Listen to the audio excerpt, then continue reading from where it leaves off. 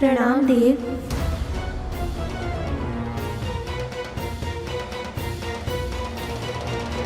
बिना अनुमति मेरे दरबार में घुसने का दुस्साहस। सूर्यदेव, जो अधिकार आपकी उष्मा का समुद्र के जल पर होता है, जो अधिकार बादलों से बरसते हुए जल का पृथ्वी की मिट्टी पर होता है, वही अधिकार एक प्रेयसी का उसकी प्रेमी पर भी होता है। मैं देवी छाया और आपका पुत्र शनि हूँ, और आज यहाँ अपनी माँ को इनका अधिकार दिलाने आया हूँ। उतना ही अधिकार जितना माता संज्ञा का है, इस सूर्यलोक पर और आप पर।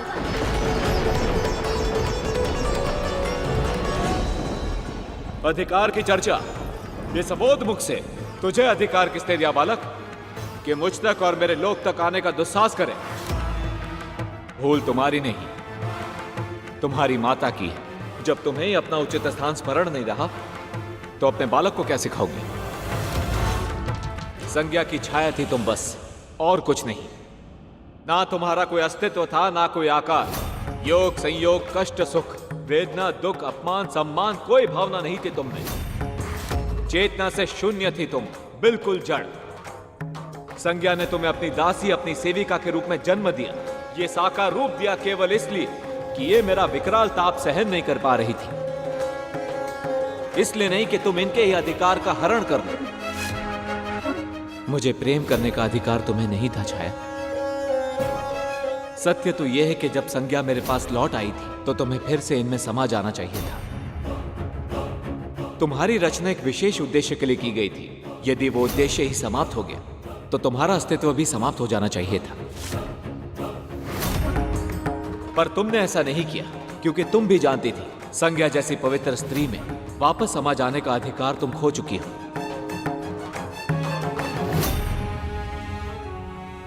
एक स्त्री की सबसे अमूल्य धरोहर, उसका चरित्र ही खो दिया है तुमने। एक स्त्री की सबसे अमूल्य धरोहर, उसका चरित्र ही खो दिया है तुमने। कैसे छाया, कैसे एक पर पुरुष के साथ संबंध बना पाई तुम?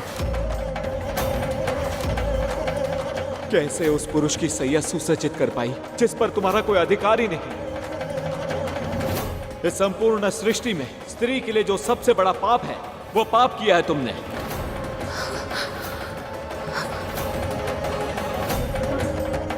तुम कलुषित हो चुके हो छाया। पतिता हो तुम, पतिता। तुम कलुषित हो चुके हो छाया। पतिता हो तुम, पतिता।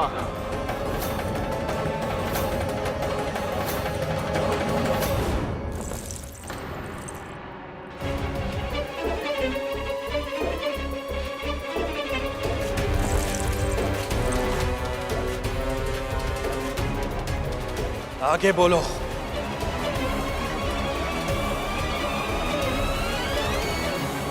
अपनी आंखों के सामने अपनी मां का अपमान होते देखना, उन्हें उपहास का पात्र बनते देखना एक पुत्र के हृदय को छल्ली कर देता है। उस समय जो अग्नि उस पुत्र के हृदय में धधकती है, उसका ताप सूर्य के तेज से भी अधिक होता है। यह उस दिन आपने प्रमाणित किया था शनिदेव।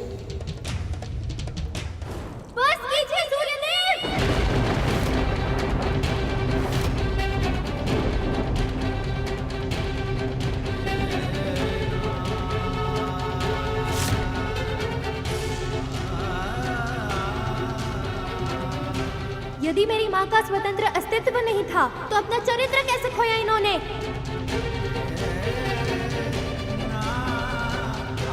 आप प्रकाश के देव हैं, फिर भी एक स्त्री के आंतरिक प्रकाश को पहचान नहीं पाए। अब मैं बताता हूँ सत्य। सत्य ये है कि जिस क्षण से माता संज्ञा ने अपनी छाया से अलग करके साकार रूप दिया, उसी क्षण से मेरी माँ अपने स्वतंत्र अस्तित्व की स्वामिनी बन गई। तन मन और आत्मा था इनका।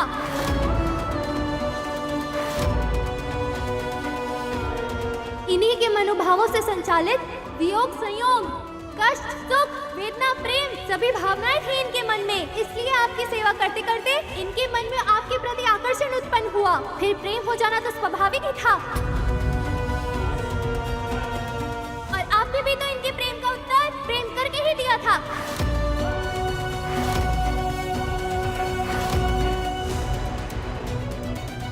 आप चाहे भी तो इसे झुठला नहीं सकते सूर्यदेव, क्योंकि मैं हूँ आप दोनों के प्रेम का प्रमाण।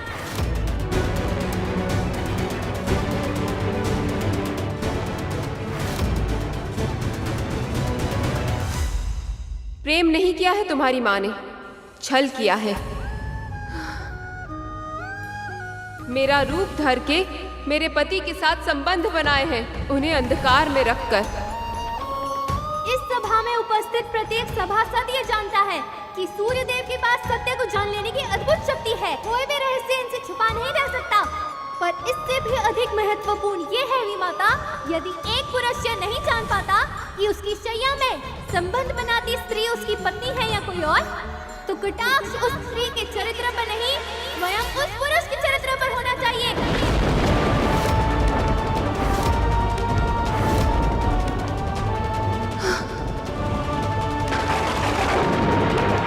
तो कटाक्ष उस स्त्री के चरित्र पर नहीं, स्वयं उस पुरुष के चरित्र पर होना चाहिए। ऐसे दुर्वचन कहने वाला मूढ़ मेरा पुत्र नहीं हो सकता। ना इसका रंग रूप मुझसे मिलता है, ना कोई गुण, न जाने किसके साथ अवैध संबंधों का परिणाम है ये बात। न जाने किसके साथ अवैध संबंधों का परिणाम है ये बात। पर इतना स्पष्ट है कि ये बुद्धिहीन और तेजहीन है। मेरा पुत्र नहीं है ये, मेरा पुत्र नहीं है ये, मेरा पुत्र नहीं है ये।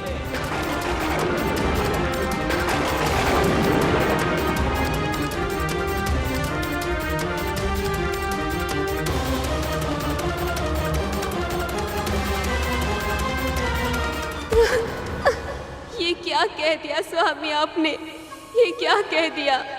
इतना बड़ा लांछन, इतना बड़ा आरोप। ये सुनने से पहले मेरे प्राण क्यों नहीं चले गए?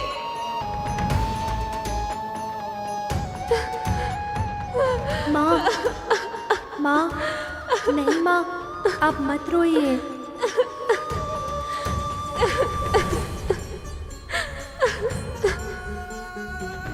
इन्हें प्रमाण चाहिए ना?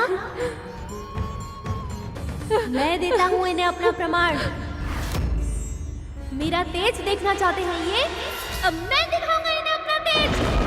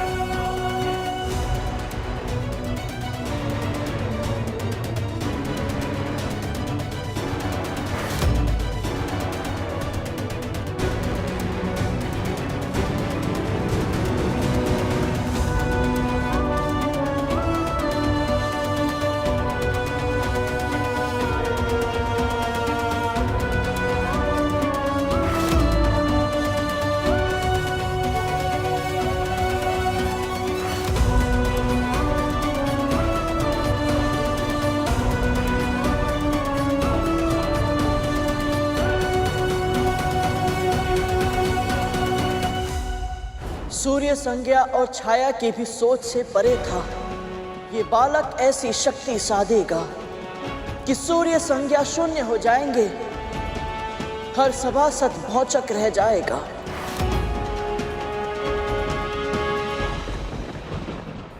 धूमल, यदि शनिदेव सच में इतने शक्तिशाली हैं कि सूर्य देव भी इनके सामने तेजहीन हो गए, तो फिर हम इनकी वक्र दृष्टि से कैसे बच पाएंगे?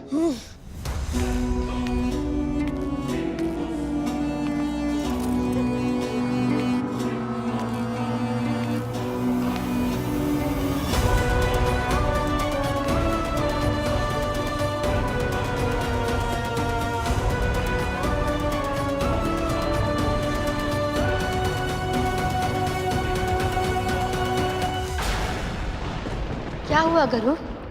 तुम मौन क्यों हो गए? उस दिन शनिदेव का क्रोध, उनका तेज सबको दिखाई दिया था, पर किसी को उनकी पीड़ा नहीं दिखाई दी थी। उनके हृदय में उठता भवंडर किसी को नहीं दिखा था। संसार में ऐसा कोई पुत्र नहीं है जो अपने पिता का अनादर करना चाहता हो, पर अपने माँ के सम्मान के लिए शनिदेव को अपने पिता के विरुद्ध सर उठाना पड़ा। इस बात की पीड़ा कितना दंश देती है, ये कोई और नहीं समझ सकता। ये क्या कर रहे हो तुम?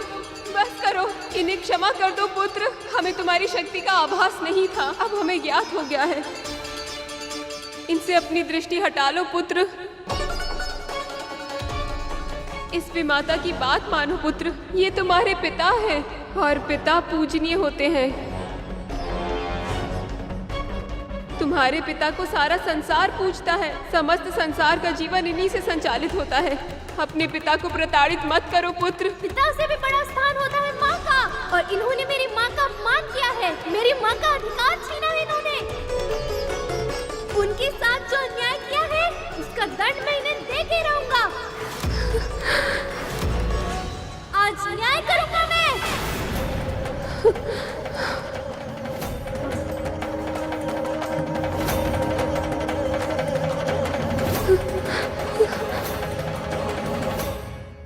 बस कर शनि।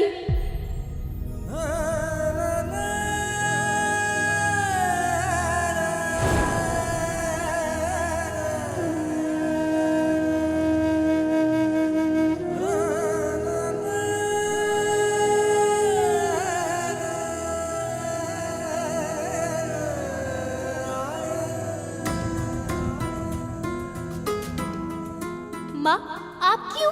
अपने पिता का अपमान करने का साहस भी कैसे किया तूने? जब कोई हमारे साथ अनुचित करे तो प्रत्युत्तर में हम भी उसके साथ अनुचित व्यवहार करके कुछ भी ठीक नहीं कर सकते पुत्र। न्याय का अर्थ सदैव दंड देना नहीं होता है पुत्र। तू मुझे न्याय दिलाना चाहता था, पर तूने सूर्यदेव का तेज छीनकर संसार के सभी प्राणियों को जो कष्ट पहुंचाया है उसका आभास है तुझे। संसार में त्राही त्राही की पुकार मची है, क्या ये उन सब के साथ अन्याय नहीं है?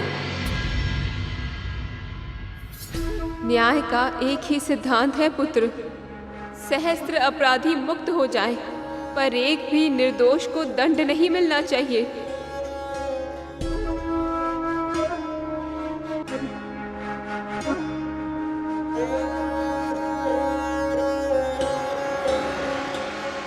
मुझसे बहुत बड़ी भूल हो गई माँ, मुझे क्षमा मुझसे नहीं, अपने पिता से मांग।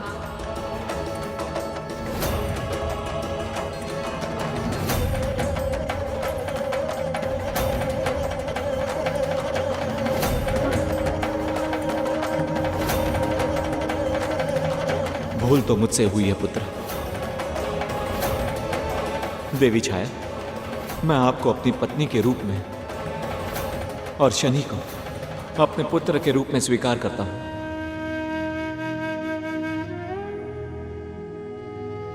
मैं आपको वो सारे अधिकार प्रदान करता हूं जो देवी संज्ञा को प्राप्त हैं। छाया, मेरी बहन, मेरे अपमान भरे व्यवहार को भुलाना तुम्हारे लिए असंभव है, लेकिन फिर भी हो सके तो मुझे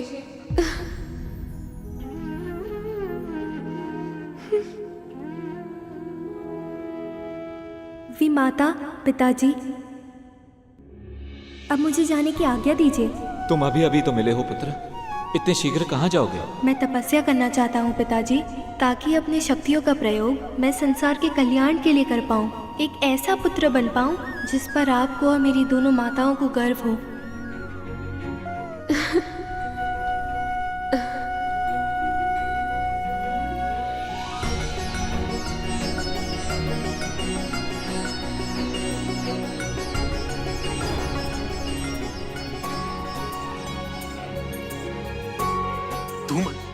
हमारी माँ ने शनिदेव के बारे में हमें ये सब क्यों नहीं बताया? वो तो सदैव हमें इनसे सावधान रहने के लिए कहती रही। माँ सही ही कहती थी, सावधान तो अभी भी रहना होगा इनसे, नहीं तो कहीं हम भी भूत नंदी की तरह आहत हो गए तो।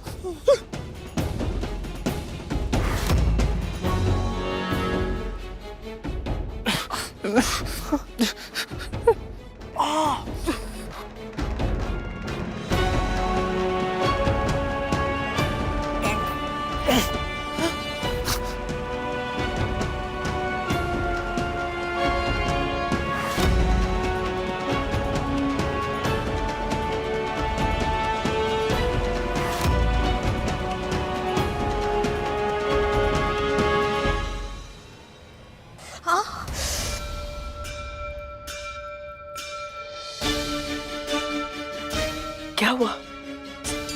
मेरी अस्थि में अचानक बहुत तीव्र पीड़ा हुई।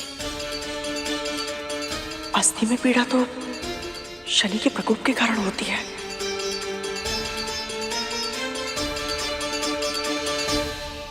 कहीं ऐसा तो नहीं कि गरुड़ की पीड़ा का आभास तुझे हो रहा है?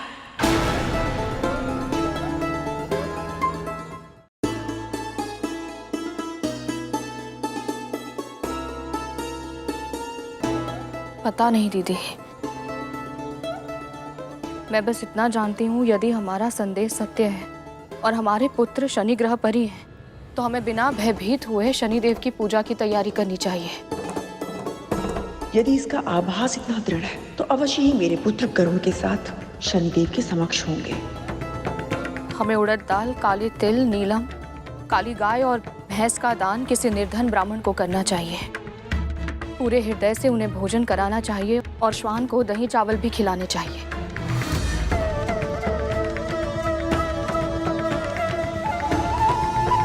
तो इतनी शांत कैसे है? तुझे तेरे पुत्र के लिए भय नहीं लग रहा है?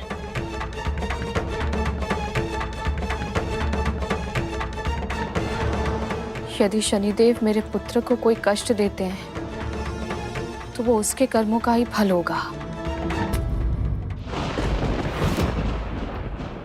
जब मुझे आभास हुआ था कि मेरा पुत्र अपना मार्ग भटककर सूर्यलोक के स्थान पर शनि ग्रह पर पहुंच गया है, तो ये सत्य है कि मैं विचलित हुई थी।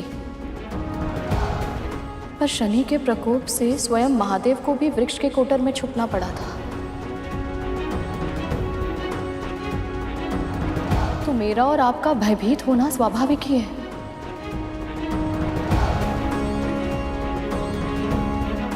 पर जो हो रहा है वो हमारे नियंत्रण में नहीं है।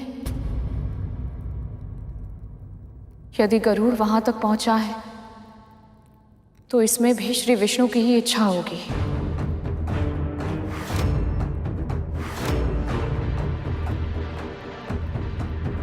और मेरे हरि की हर इच्छा में अच्छाई छुपी होती है।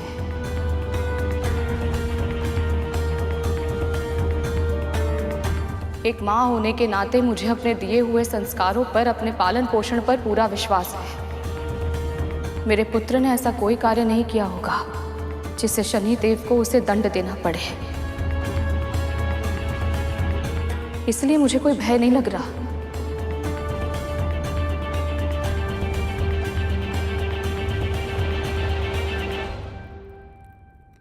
मुझे सूर्य पुष्प चाहिए और उसके लिए तुझे सूर्यलोक जाना होगा।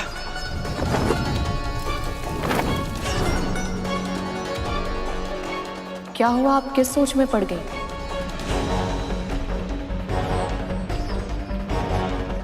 तुझे तो बहुत सारी तैयारियां करनी थी ना। स्मरण रहे, कोई भी भूल नहीं होनी चाहिए। यदि तेरे या तेरे पुत्र के कारण मेरे पुत्रों का हित हुआ तो परिणाम अच्छा नहीं होगा।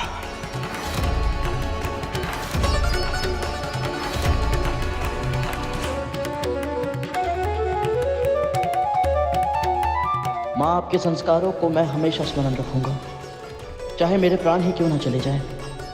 आपको कहीं भी शीश झुकाने का अवसर नहीं दूंगा मैं।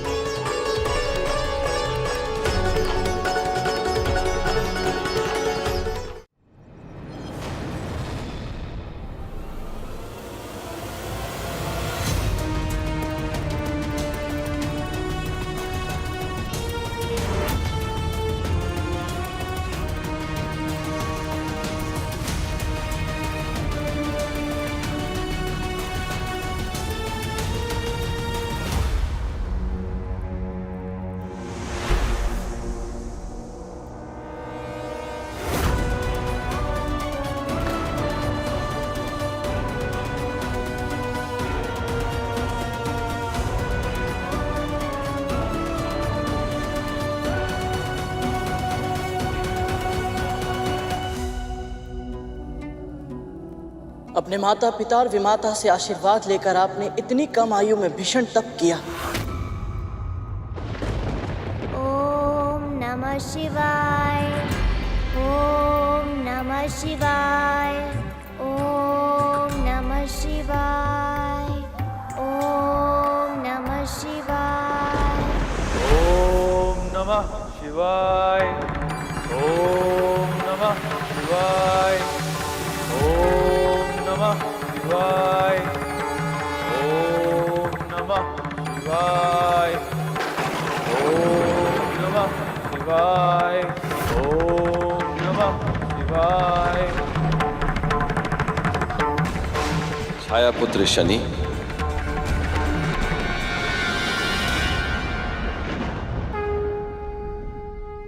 आपकी तपस्या सफल हुई। महादेव,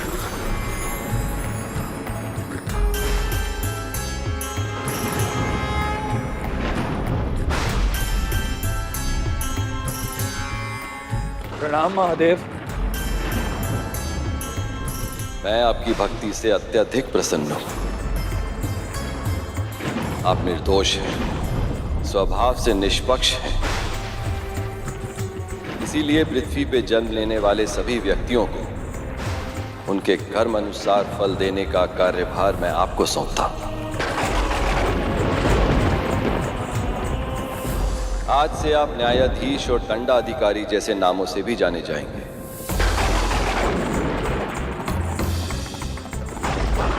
आपका धर्म होगा प्रत्येक प्राणी को उसके कर्म के अनुरूप न्याय और दंड देके उन्हें और पाप करने से रोकना, ताकि वो अपने जीवन को मोक्ष की ओर अग्रसर कर सके।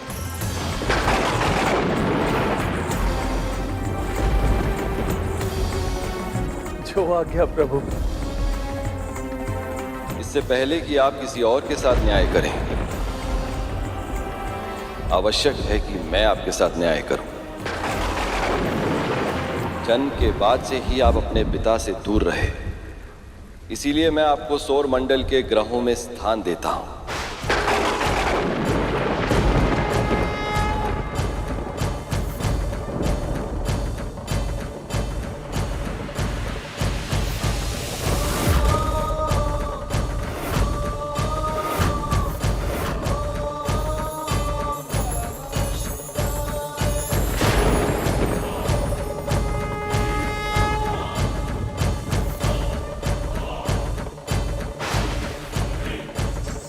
आज से आपके शस्त्र होंगे त्रिशूल, गदा और तीर।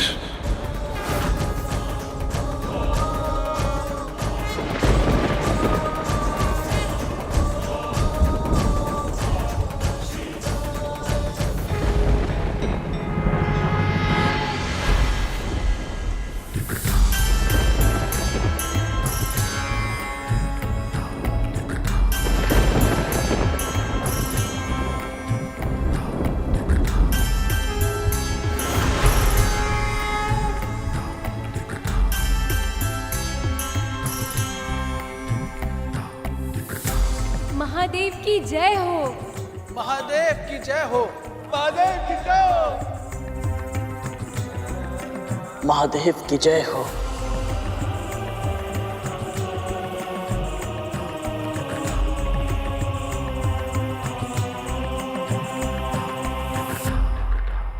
जब शिव से ही वरदान मिला तो मन में ये विश्वास जगा, पिता से होगी भेंट तो मिलेगा स्नेह जो अब तक ना मिला।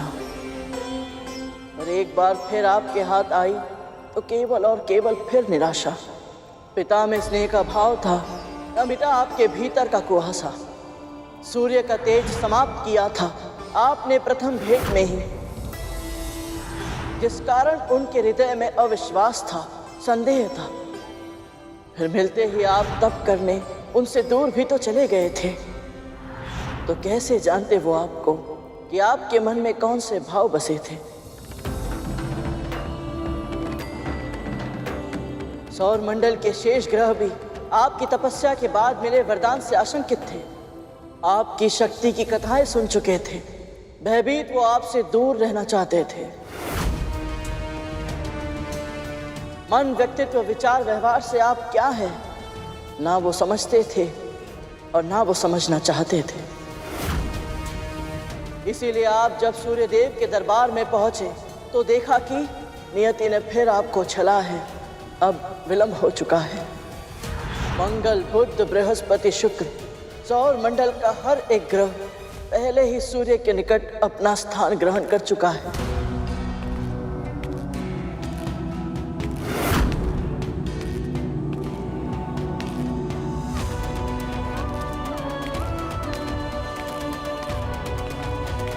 प्रणाम पिताश्री।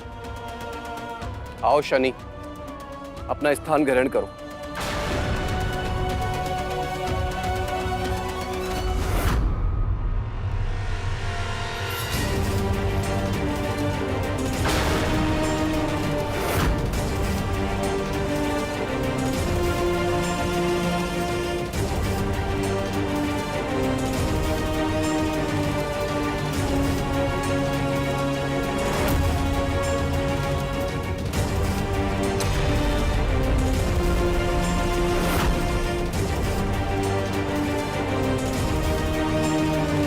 इस सोच में पड़ गए शनि।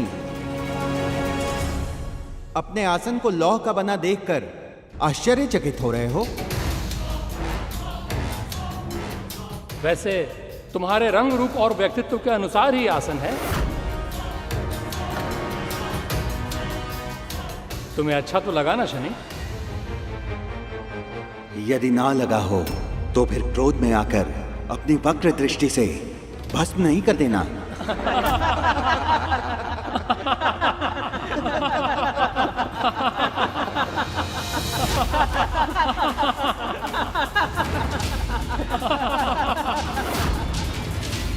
ये सब परिहास करते तो मैं भी इनके साथ हंसता, परंतु ये मेरा उपहास कर रहे हैं और आप मौन हैं। आपके इस दरबार में अन्य सभी स्वर्ण के सिंहासनों पर विराजमान हैं और मेरे लिए लौह का आसन। मुझे स्वर्ण से प्रेम नहीं है पिताश्री, परंतु सत्य, समानता और न्याय से है।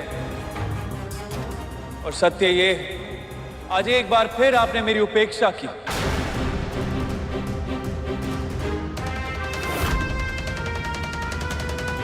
कोई बात नहीं पिताश्री, महादेव ने मुझे कर्मफल का न्यायाधीश और दंडाधिकारी घोषित किया है और अपने कर्म से मैं समस्त संसार में सर्वोच्च स्थान प्राप्त करूंगा और ये मेरी प्रतिज्ञा है पिताश्री।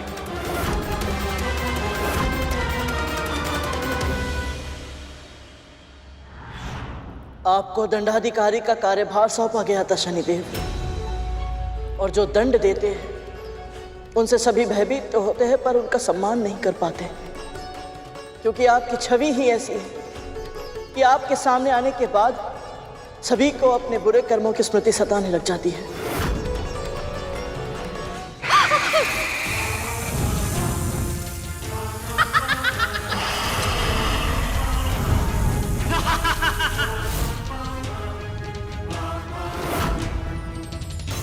समय आया और आपका विवाह चित्ररथ की पुत्री देवी धामिनी के साथ होना तय हुआ, पर तब भी आपके साथ थी तो केवल मां छाया।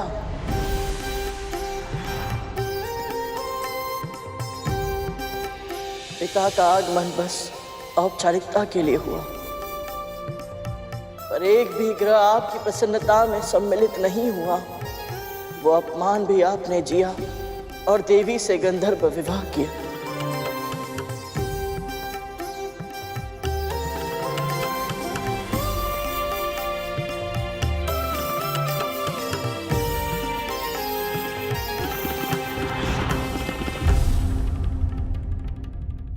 एक बार शनिदेव लीन थे तपस्या में, ना जागे थे ना सोए थे। श्रृंगार कर पत्नी निकट आई, पर पति तो ईश साधना में खोए थे।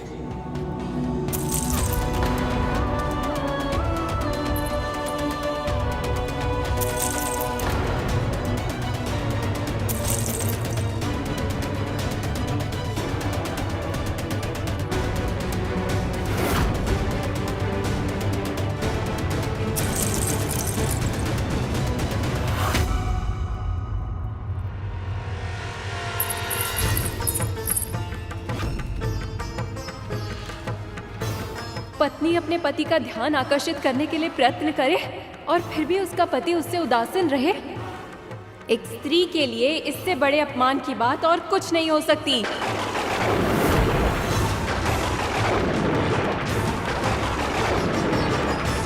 इतने उमंगों के साथ विवाह किया था मैंने आपसे। कल्पना भी नहीं की थी कि मेरी इच्छाओं का ऐसे दमन होगा। यदि आपके मन में मेरे लिए इतना भी प्रेम नहीं है कि एक बार अपने नेत्र उठाकर मुझे देख ही ले, तो क्या लाभ है ऐसे नेत्रों का? यदि 16 श्रृंगार करने के बाद भी आपकी दृष्टि मुझे नहीं देख सकती, तो व्यर्थ है ऐसा जीवन। और व्यर्थ है आपकी ऐसी दृष्टि। इसलिए मैं पतिव्रता धामिनी अपने सतीत्व के सभी पुण्यों को साक्षी मानकर आपको श्राप देती हूँ कि आज के बाद आपकी दृष्टि जिस पर भी पड़े उसका सर्वनाश हो जाएगा।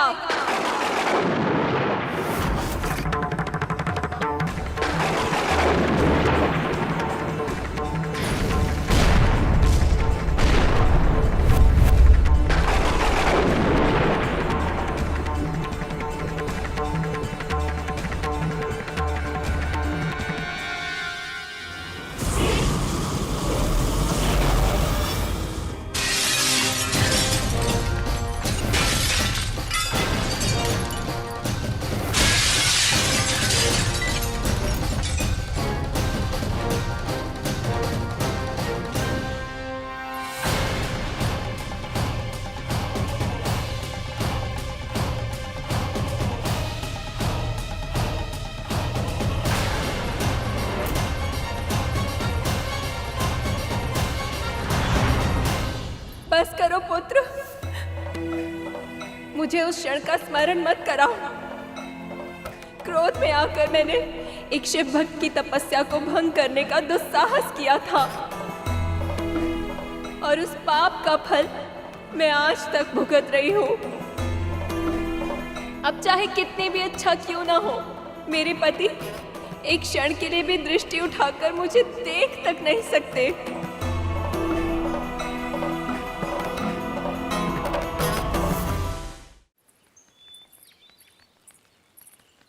तिल के लड्डू बन गए हैं ना?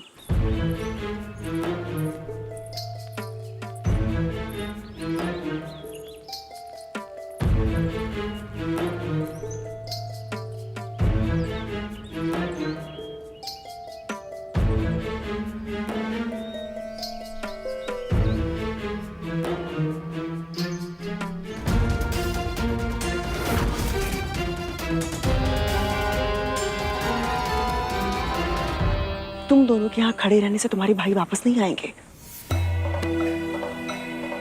जाओ दान की वस्तु भी लेकर आओ, पूजा के बाद दान करना है। जी माँ, अभी लाए।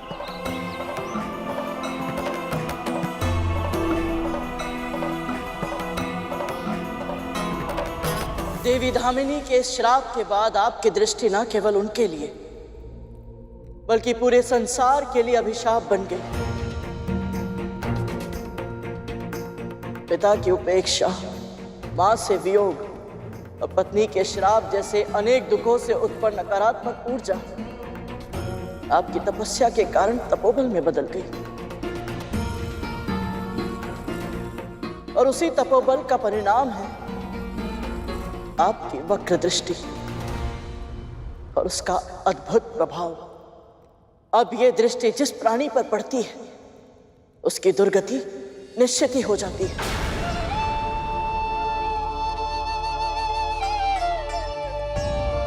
जीवन की विपरीत परिस्थितियों ने आपको कठोर तो अवश्य बनाया प्रभु, पर क्रूर नहीं बना पाई। महादेव ने आपको दंडाधिकारी के पद पर आसीन किया क्योंकि आप स्वभाव से ही निष्पक्ष हैं।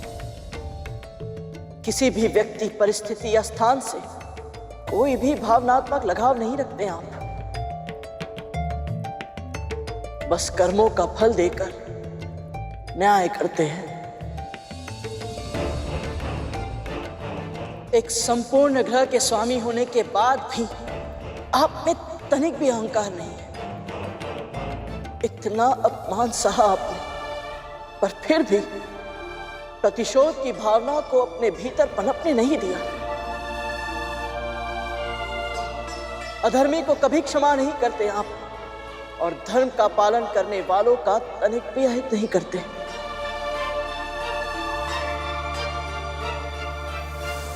आपकी वक्र दृष्टि प्रभावी है, बहुत प्रभावी है, पर उससे भी अधिक प्रभावशाली है आपकी कृपा दृष्टि। आपकी कृपा का आशीर्वाद जिसे भी मिल जाए उसे धन, धान्य, समृद्धि, ऐश्वर्य सब कुछ अपने आप मिल जाता है। इसीलिए मैं जानता हूं प्रभु, आप संकट कारक नहीं हैं। मैं आपको नमन करता हूं प्रभु।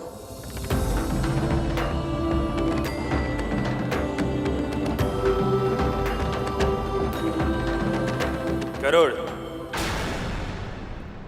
तुमने अपने वचन का मान रखा।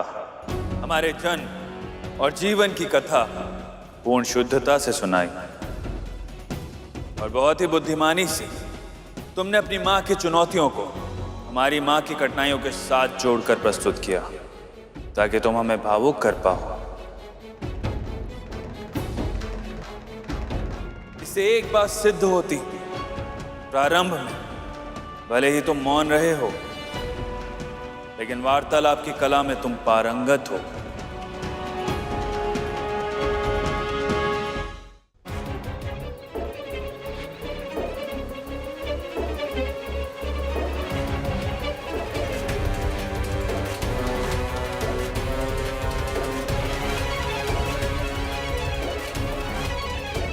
गरुड़,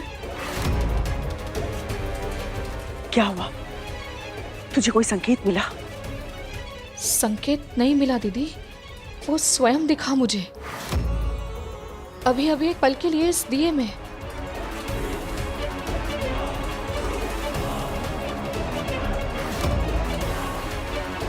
और साथ में उसके नाग भाई भी थे। इस संकेत का क्या अर्थ हुआ? उन पर कोई संकट तो नहीं?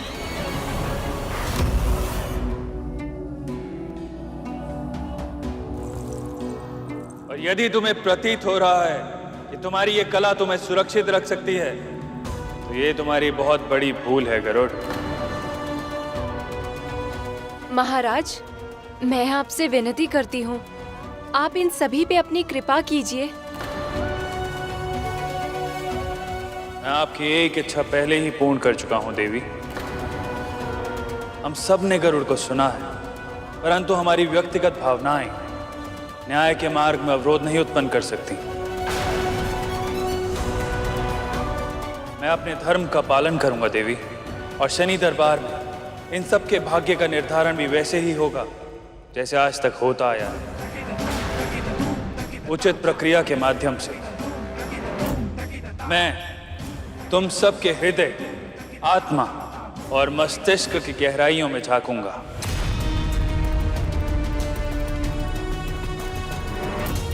फिर मैं निर्णय लूंगा कि तुम क्षमा के योग्य हो या दंड के।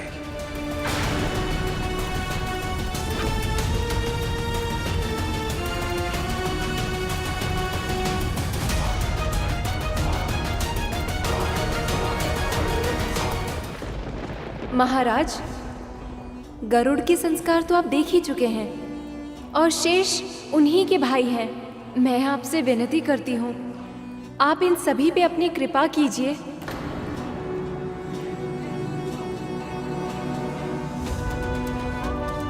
मैं आपकी एक इच्छा पहले ही पूर्ण कर चुका हूं देवी। हम सब ने गरुड़ को सुना है, परंतु हमारी व्यक्तिगत भावनाएं न्याय के मार्ग में अवरोध नहीं उत्पन्न कर सकती। मैं अपने धर्म का पालन करूंगा देवी, और शनि दरबार में इन सब के भाग्य का निर्धारण भी वैसे ही होगा जैसे आज तक होता आया है, उचित प्रक्रिया के माध्यम से।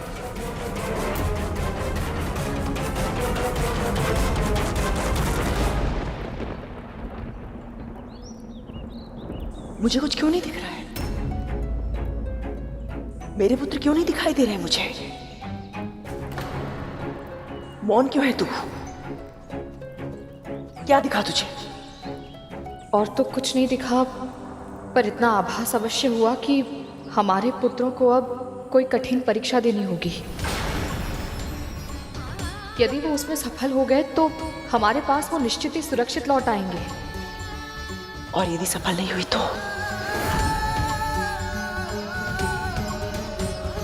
हे प्रभु, मेरे पुत्र वापस आ जाए, सुरक्षित, बिना आहित हुए।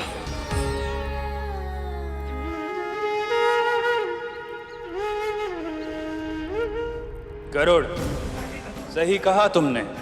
मेरे जीवन की परिस्थितियों ने मुझे कठोर बना दिया है,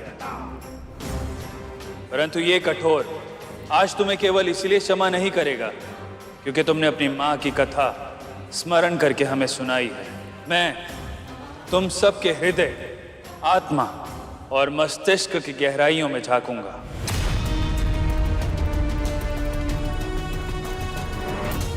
फिर मैं निर्णय लूंगा कि तुम क्षमा के योग्य हो या दंड के,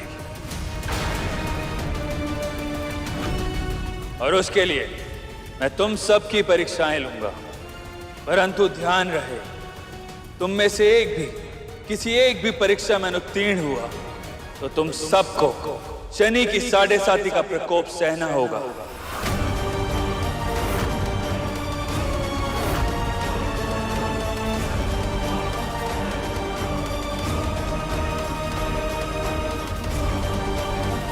मैं आप सबको सुरक्षित लेकर जाऊंगा यहां से।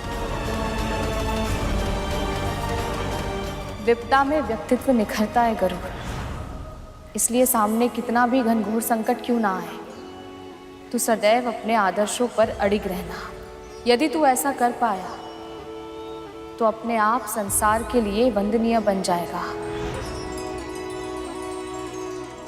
देव, मेरी माँ कहती है कि परीक्षा से कभी भी भयभीत नहीं होना चाहिए, क्योंकि यदि तुम्हें सही उत्तर पता हो तो आत्मविश्वास बढ़ता है, यदि ना पता हो तो ज्ञान। इसीलिए आप कैसी भी परीक्षा क्यों ना लें, मैं तैयार और उत्सुक भी।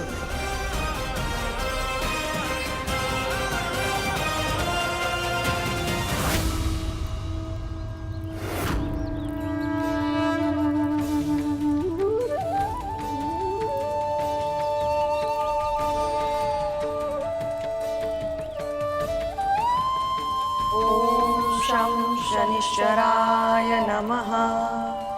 ओम शं शनिश्चराय नमः। ओम शं शनिश्चराय नमः। ओम शं शनिश्चराय नमः।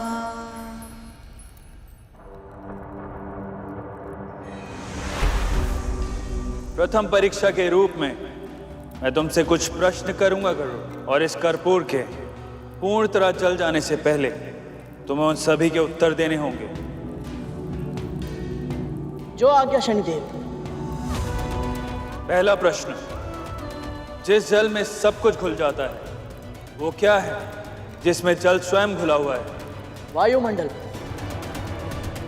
और वायुमंडल किस में घुला हुआ है? स्वर्ग में। और स्वर्ग? स्वर्ग और सभी शेष लोग वैकुंठ में घुले हुए हैं देव। वैकुंठ वो किस में घुला हुआ है?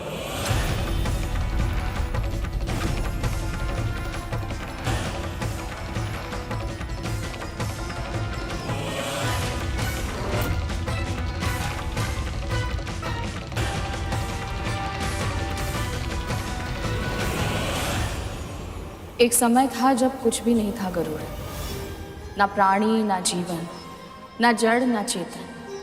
ये पृथ्वी भी नहीं थी और ये सृष्टि भी नहीं।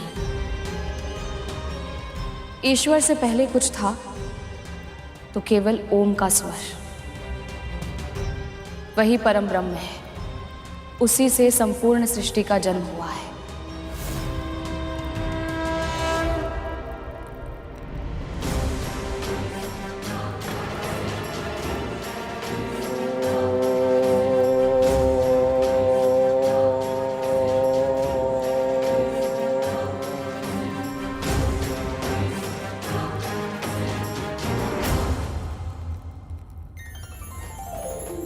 जब कुछ नहीं था तब ओम था।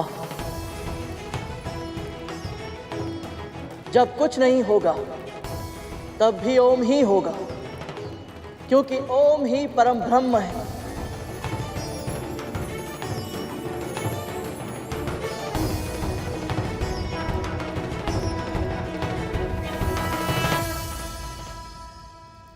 तुम अपनी पहली परीक्षा में सफल हुए गरुड़।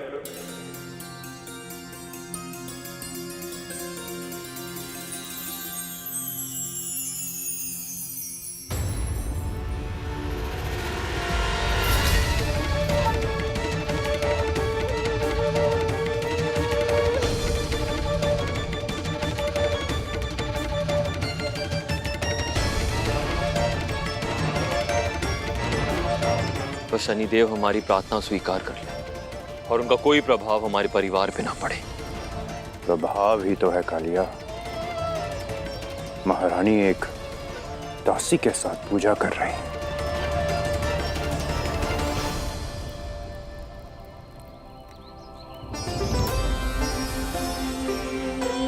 ओम शं शनिश्चराय नमः। लगता है तुम्हारी माँ और विमाता को आभास हो चुका है कि तुम संकट में हो। उनकी प्रार्थनाओं की ध्वनि मुझ तक पहुंच रही है। ओम शं शनिश्चराय नमः। मां से कभी कुछ नहीं छिपता। न जाने कैसे वो मेरे बिना कुछ बताए सब कुछ जान जाती है। दूसरी परीक्षा और अधिक कठिन है गरुड़।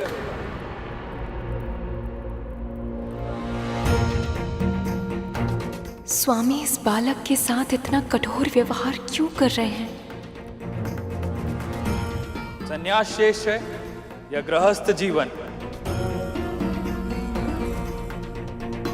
इस प्रश्न का सही उत्तर जानने के लिए तो मैं भी उत्सुक हूँ। तुम्हें क्या श्रेष्ठ लगता है गरुड़? मेरी दृष्टि में गृहस्थ जीवन अधिक श्रेष्ठ है देव। क्यों? कहा तो ये जाता है कि ईश्वर को जानने के लिए पहले स्वयं को पहचानना पड़ता है और स्वयं को पहचानने के लिए संन्यास अनिवार्य है। जैसे कि आपने कहा, एक सन्यासी के लिए अंतिम लक्ष्य होता है ईश्वर या परम सत्य की खोज करना। पर यह खोज तो एक गृहस्थ भी कर सकता है देव। कैसे गरुड़? गृहस्थी के बंधन में बंधा होता है। उसे अपने साथी की और अपने बच्चों की चिंता होती है। परंतु सत्य की खोज तो वो कर सकता है जो स्वतंत्र हो। किसी की चिंता करना बंधन नहीं, प्रेम होता है देव। प्रेम भी तो एक बंधन ही है गरुड़। क्षमा करे देव, यदि प्रेम निस्वार्थ भाव से किया जाए तो बंधन नहीं होता। ऐसा मानने के लिए तुम स्वतंत्र हो गरुड़, पर इसको सिद्ध करने के लिए कोई उदाहरण दे सकते हो?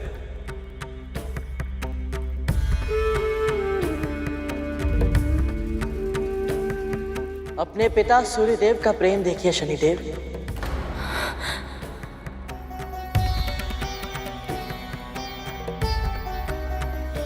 चाहे फूल हो या कांटे, सूर्यदेव समान रूप से सभी को अपनी धूप, अपनी ऊर्जा देते हैं ताकि संसार को जीवन शक्ति मिल सके। पवन देव बिना किसी भेदभाव के सभी को वायु देते हैं। बादल वर्षा और चंद्रदेव शीतलता देते हैं।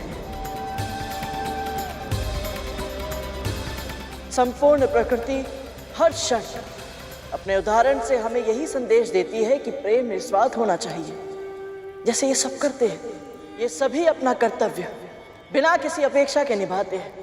इन्हें इसके बदले किसी से कुछ नहीं चाहिए, इसीलिए ये सब बंधन में नहीं है, पूरी तरह स्वतंत्र है। ऐसे ही जब एक गृहस्थ बिना किसी स्वार्थ के बदले में कुछ पाने की आशा के बिना अपने परिवार की चिंता करता है, उनके प्रति अपना कर्तव्य निभाता है, तो वो बंधन में नहीं रहता प्रभु। ऐसा गृहस्थ सहज प्रयास से ही परम सत्य अर्थात ईश्वर को पा लेता है। परंतु गरुड़, एक सन्यासी भी तपस्या करके ईश्वर को पा लेता है, तो गृहस्थ सर्वश्रेष्ठ कैसे हुआ? जब एक सन्यासी ईश्वर को ढूंढने के लिए धर्म के मार्ग पर चलता है तो वो अकेला रहता है, पर जब एक गृहस्थ भक्ति के मार्ग पर चलता है तो उसके साथ पूरा कुटुंब ईश्वर के पथ पर अग्रसर हो जाता है। सन्यासी का ज्ञान बस उसी तक सीमित रहता है, और जो ज्ञान गृहस्थ अर्जित करता है उसे अपने परिवार के साथ, पास पड़ोसियों के साथ, संबंधियों के साथ बांटता है। उस कुटुंब की परंपरा के रूप में यह ज्ञान आने वाली कई पीढ़ियों तक पहुंचता है। इसीलिए मेरा मानना यह है देव कि सन्यासी आदरणीय होता है, पर उससे भी कहीं अधिक श्रेष्ठ गृहस्थ होता है।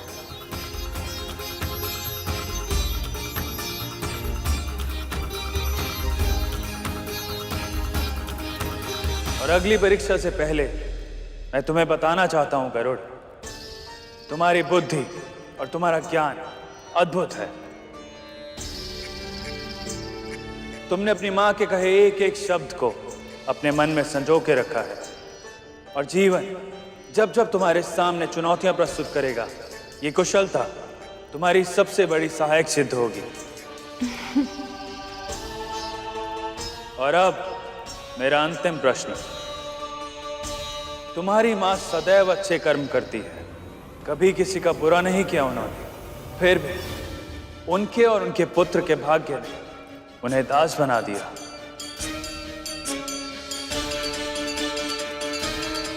तो बताओ गरुड़, कर्म बड़ा हुआ या भाग्य?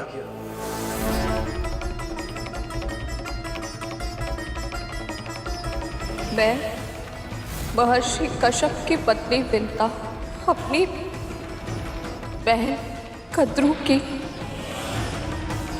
दासता स्वीकार करती हूँ। मैं महर्षि कश्यप और मां विंता का पुत्र गरुड़, मेरी विमाता महारानी कद्रू और उनके 1 सहस्त्र पुत्रों की दासता स्वीकार करता हूँ।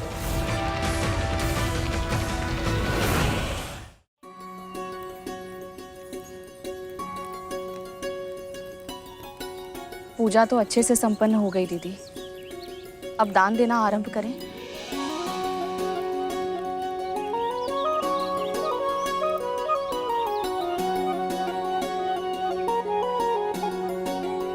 ये काली उड़द की दाल, काले तिल और नीलम रत्न है।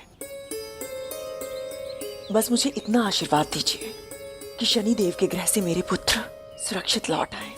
जैसा तुम चाहती हो वैसा ही होगा पुत्री।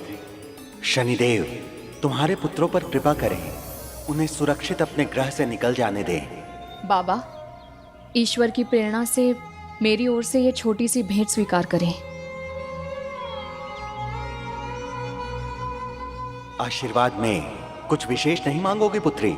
आपको जो उचित लगे अपनी पुत्री समझकर दे दीजिए। अद्भुत पुत्री, अद्भुत। जो मांगता है उसे बस वही मिलता है जिसकी उसने इच्छा व्यक्त की है, पर जो नहीं मांगता उसे ईश्वर वो सब कुछ देते हैं जो उसके लिए उचित होता है। तुम निश्चिंत रहो, शनिदेव तुम्हारी प्रार्थना अवश्य स्वीकार करेंगे। तुम्हारे पुत्र को कभी कोई हानि छूकर भी नहीं जाएगी। ऐसी बातें करके विंता क्या सिद्ध करना चाहती है? कि उसका पुत्र प्रेम मुझसे अधिक निस्वार्थ है। आइए बाबा, अपना स्थान ग्रहण कीजिए, भोजन कर लीजिए।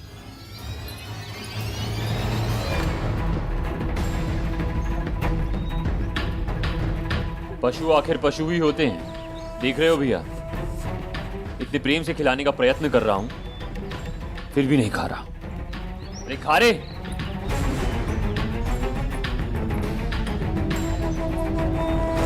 उसे भी वश मत करो, मैं खिलाती हूँ।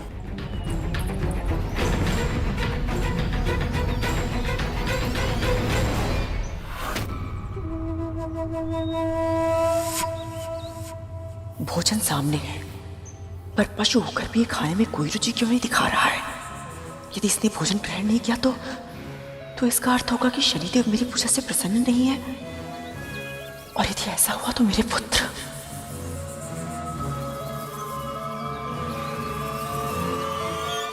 कर्म बड़ा है या भाग्य, ये विवाद तो बहुत लंबे समय से चला आ रहा है प्रभु।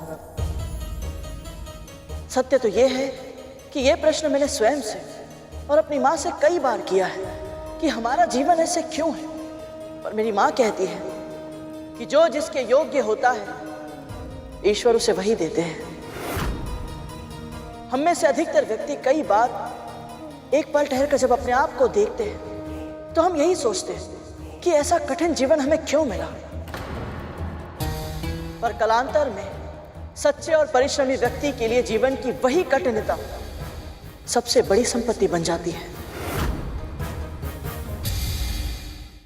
इसका सबसे बड़ा उदाहरण है मेरे अरुण भैया, जिनके भाग्य में अर्धविकसित अवस्था में जन्म लेना लिखा था।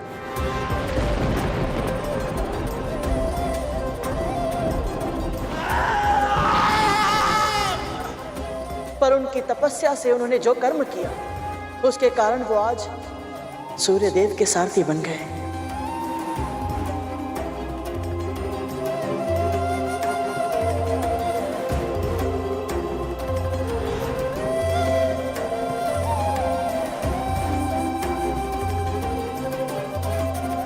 इससे यही सिद्ध होता है देव कि भाग्य में जो लिखा है वो महत्वपूर्ण नहीं है।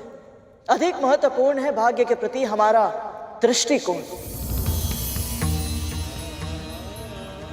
मेरी माँ के भाग्य में दासी बनना लिखा था, पर उनके सोच विचार के ढंग ने उन्हें साध्वी बना दिया।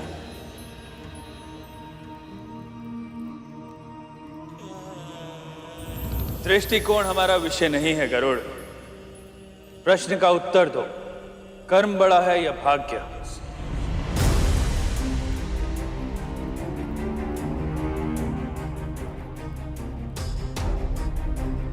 हम अपने भाग्य से नहीं भाग सकते देव, पर हमारे कर्म वो शस्त्र हैं जिनके माध्यम से हम अपने भाग्य को संचालित कर सकते हैं। क्या तुम्हें पूरा विश्वास है कि भाग्य को बदला भी जा सकता है? यदि हमारे कर्म अच्छे होंगे तो हो सकता है कि हम अपने भाग्य को भी बदल पाए। गरुड़, तुम्हें अपने कहे एक एक शब्द को उदाहरण के साथ सिद्ध करना होगा, अन्यथा तुम्हारा उत्तर स्वीकार नहीं जाएगा और तुम इस परीक्षा में असफल हो जाओगे।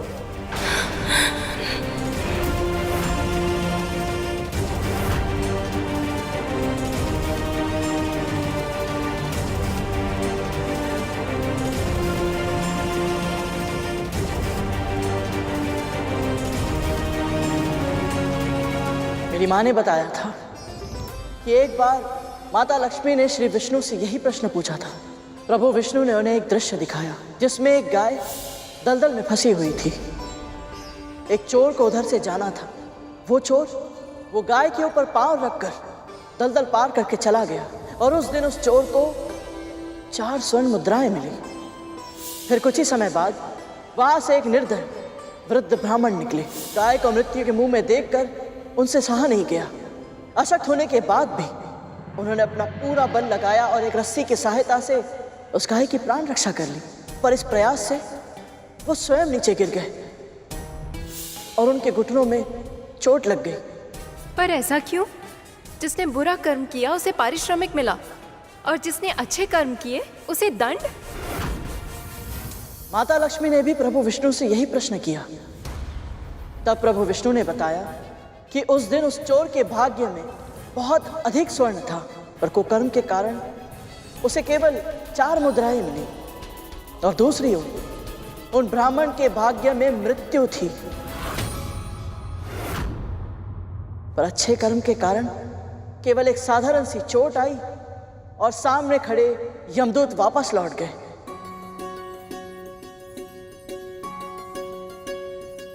गरुड़, तुमने हमारे सभी प्रश्नों के सटीक उत्तर दिए। तुम इस परीक्षा में सफल हुए। हम तुमसे अति प्रसन्न हैं और वरदान देना चाहता हूं। बोलो, तुम्हारे हृदय की सबसे प्रबल इच्छा क्या है? खा ले, खा ले ना।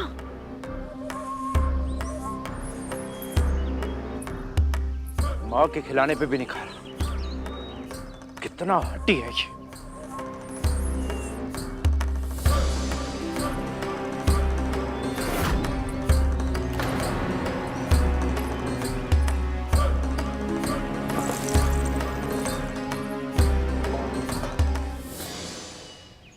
हमारी ओर से छोटी सी भेंट स्वीकार कीजिए और हमें आशीर्वाद दीजिए। ये श्वान ऐसे कैसे खा रहा है?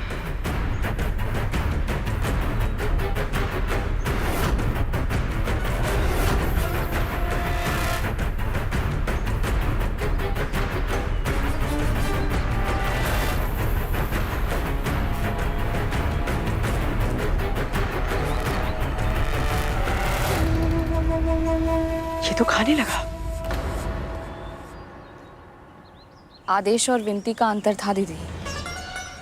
आदेश सुनते ही मन विरोध करना चाहता है, पर यदि कोई नम्र भाव से विनती करे तो हृदय उसे स्वीकार करके उस बात को मानने की प्रेरणा देता है। ज्ञान बांटने की कृपा ना करें। मैं केवल इतना चाहती हूँ कि मेरे पुत्र शनिदेव के वहां से वापस आ जाए।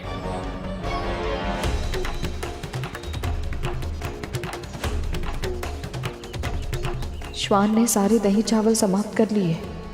अब अवश्य ही शनिदेव कृपा करेंगे। अब सब ठीक होगा। आपने मुझे अपने वरदान के योग्य समझा। इससे अधिक प्रसन्नता की बात मेरे लिए और कुछ नहीं हो सकती देवी। पर इस समय मेरे मन में केवल एक ही इच्छा है कि आप मुझे और मेरे भाइयों को यहाँ से जाने की अनुमति दें, ताकि मैं बड़ी माँ के दिए कार्य को पूरा करके शीघ्र ही अपने घर लौट सकूं। यहाँ से जाने की अनुमति तो तुम्हें वैसे भी मिल जाती पुत्र। तुम कुछ अधिक, कुछ बड़ा भी तो मांग सकते थे।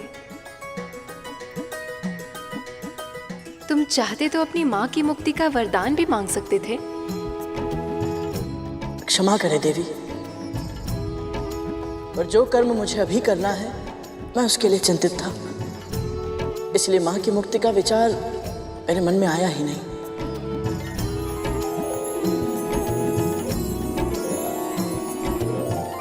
गरुड़, तुमने एक बार फिर हमें अपनी कर्तव्य निष्ठा से प्रभावित किया। जो पहले नहीं मांगा, चाहो तो अब मांग लो।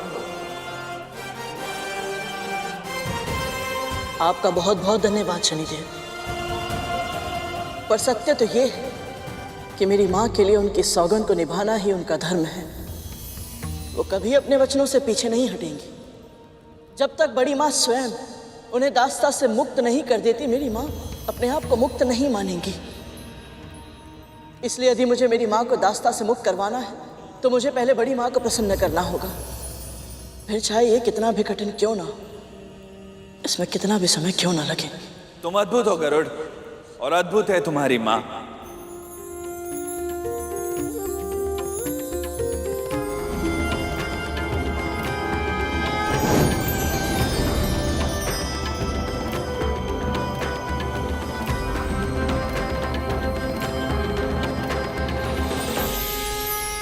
धूमल, मैं तो ठीक हूँ।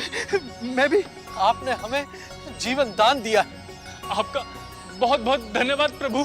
धन्यवाद अपने भाई गरुड़ को दो, इसी ने तुम सबके प्राणों की रक्षा की है। धन्यवाद गरुड़।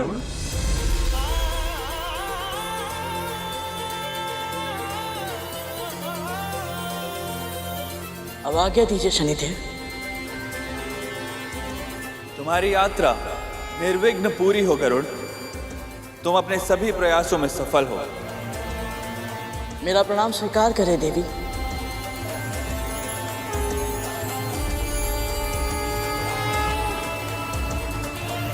ये तो तुम्हें दृष्टि उठाकर देख भी नहीं सकते, किंतु इनकी ओर से मैं तुम्हारी छवि अपनी आंखों में बसा रही हूँ। आज इनकी कथा को इतने सुंदर रूप से तुमने मेरे सामने प्रस्तुत करके मेरा तो हृदय ही जीत लिया है पुत्र। भविष्य में जब भी कोई शनिदेव की कथा कहेगा, मुझे तुम्हारी स्मृति आएगी पुत्र, और उसका कल्याण होगा। गरुड़, देवी धामिनी का आशीर्वाद अवश्य फलेगा। जब तुम सब मेरे बंदी थे, तब तुम्हारी माओ ने पूरे विधि विधान के साथ मेरी स्थापना की, पूजा अर्चना की, ब्राह्मणों को दान दिए, काले श्वान को भोजन करा। ये उन्हीं की पूजा का फल है जो तुम सभी नाग भाई यहां से सुरक्षित लौट पा रहे हो। इस संसार में जब जब कोई माँ अपनी संतान की राशि से मेरी दृष्टि के प्रकोप को हटाने के लिए अच्छे कर्म करेंगी, तो मैं उसका फल उस माँ और उनकी संतान को अवश्य दूंगा।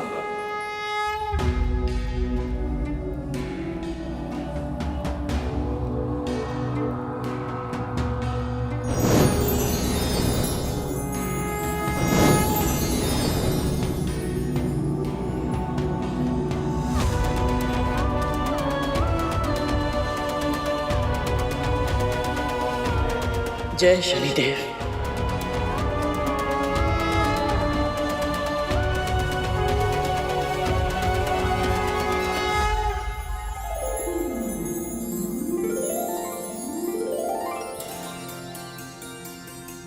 थोड़ा और लीजिए बाबा। बस पुत्री, पेट आवश्यकता से अधिक भर गया है, और पेट से अधिक भर गया है मन। तुम्हारे सद्व्यवहार से आपने और श्वान ने मन भर के भोजन किया। यह अवश्य ही मेरे प्रभु का आशीर्वाद है। आप दोनों ने हमारा निमंत्रण स्वीकार किया, उसके लिए आपका बहुत बहुत धन्यवाद। आयुष्मान भव।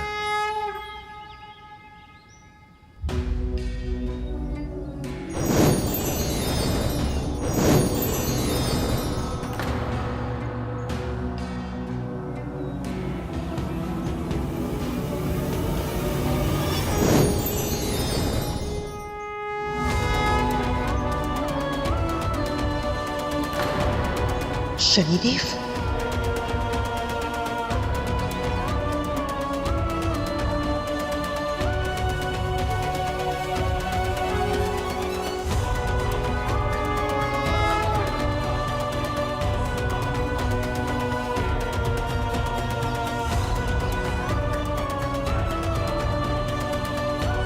जिस तरह आपने मेरी पूजा की है और जिस तरह आपने अपने पुत्र का पालन पोषण किया है, उससे हम अति प्रसन्न हुए देवी। आपने गरुड़ के तन को साहस, मन को धर्म के सुविचारों और आत्मा को भक्ति से सींचा है, और वो भी तो आपके कहे हर शब्द को प्रत्येक क्षण स्मरण रखता है। उसके हर कर्म में आपके दिए संस्कार दिखाई देते हैं, और मुझे पूर्ण विश्वास है भविष्य में आपका पुत्र अपनी मातृभक्ति के लिए जाना जाएगा। भविष्य में आपका पुत्र अपनी मातृभक्ति के लिए जाना जाएगा। भविष्य में आपका पुत्र अपनी मातृभक्ति के लिए जाना जाएगा, और वो केवल आपके लिए ही नहीं, परंतु समस्त संसार के उद्धार में सहायक होगा।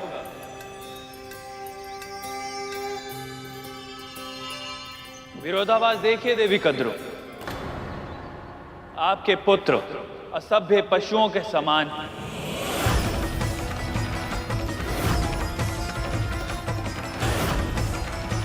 उन्होंने हमारे सैनिकों पर आक्रमण करने का दुस्साहस किया और परिणाम वही हुआ जो होना था।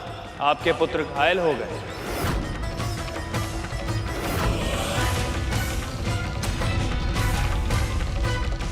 पर आप चिंता मत कीजिए, आपके पुत्रों की पीड़ा भी गरुड़ ने हर ली। जब मैंने उससे वरदान मांगने को कहा तो उसने स्वयं की चिंता ना करते हुए अपने नाग भाइयों की सुरक्षा मांग ली। ऐसा है उसका व्यक्तित्व। इसका अर्थ है मेरे पुत्र सुरक्षित हैं। हाँ, अभी तक तो सुरक्षित है और शीघ्र ही आपके पास लौटेंगे भी।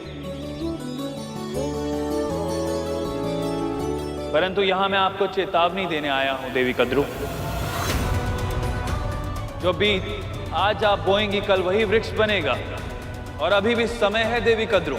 देवी विंता और उनके पुत्र को कष्ट देने का पाप मत कीजिए। कहीं ऐसा ना हो कि आपके ही षड्यंत्रों की ज्वाला आपके सुख को जला के भस्म कर दे।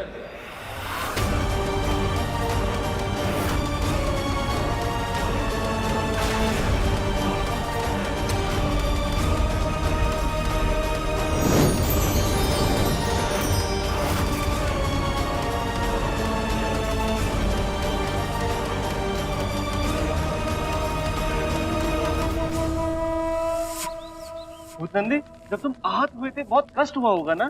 कष्ट के बात ही मत कर तरकोटा। अब जा रहे हैं यहाँ से। शुभ शुभ बोल। ये गरुड़ कहाँ गया? अभी अभी तो यहीं था, फिर किधर गया ये?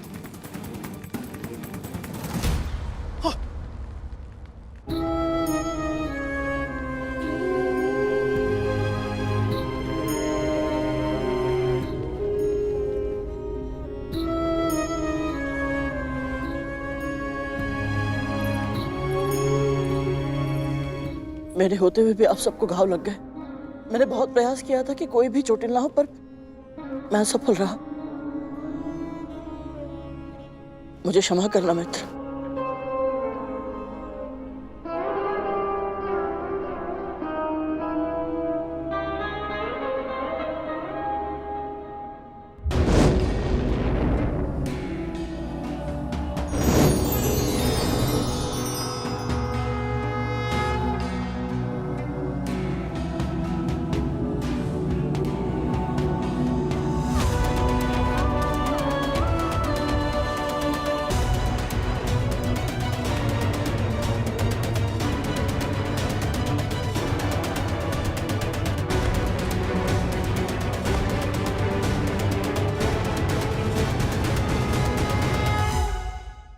जो प्राणी विशेष नहीं होते, महत्वपूर्ण पदों पर आसीन नहीं होते, जो संसार में सबकी आंखों के सामने होते परंतु अधिकतर किसी को दिखाई नहीं देते, ऐसे साधारण जनों की सेवा कर तुमने मेरे हृदय में एक विशेष स्थान प्राप्त किया है गरुड़।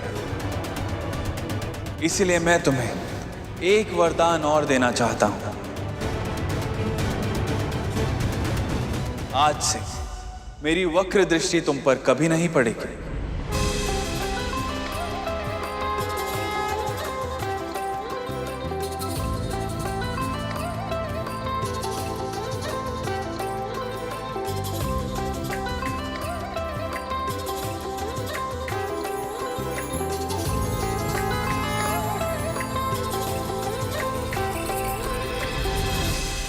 दीदी,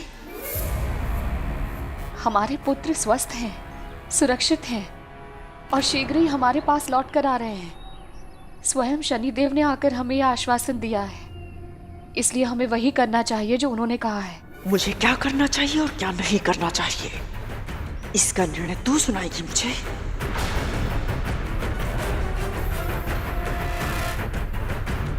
अपना स्थान मत भूल दासी।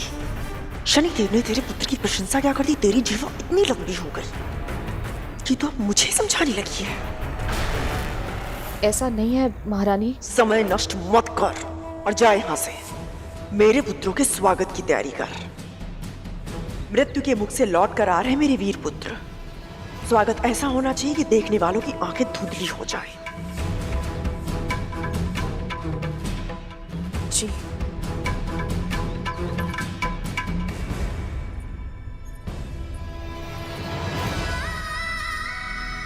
स्वयं शनिदेव ने समझाया, पर उनके वचनों को भी अनसुना कर दिया दीदी ने।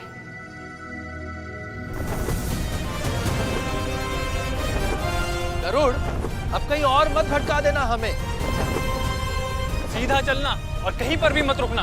हाँ, सीधा सूर्य लोग पहुंचकर ही सांस लेना, समझे या नहीं?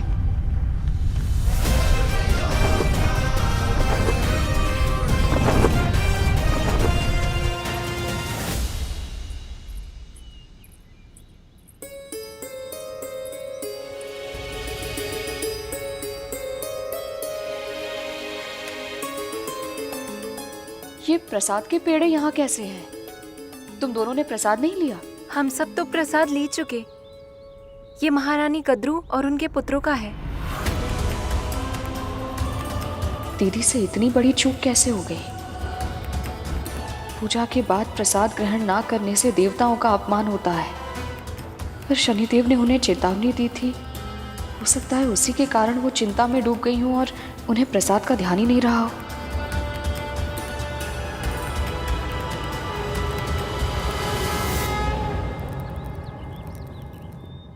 हे शनिदेव, दीदी और उनके पुत्रों से अनजाने में ये भूल हुई है,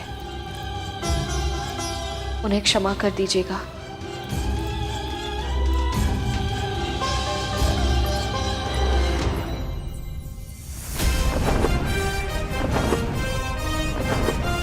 बेकार ही इतना भय लग रहा था हमें। पहले पता होता कि शनि महाराज अपनी स्तुति सुन के ही इतना प्रसन्न हो जाएंगे, तब तो मैं आते ही उनके सामने उनकी प्रसन्नता के पुल बांध देता है।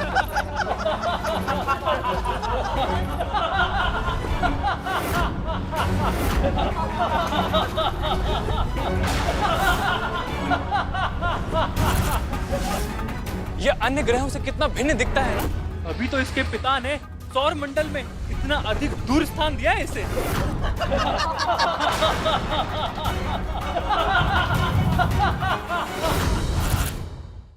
ना रंग है ना रूप है, कितना कुरूप है।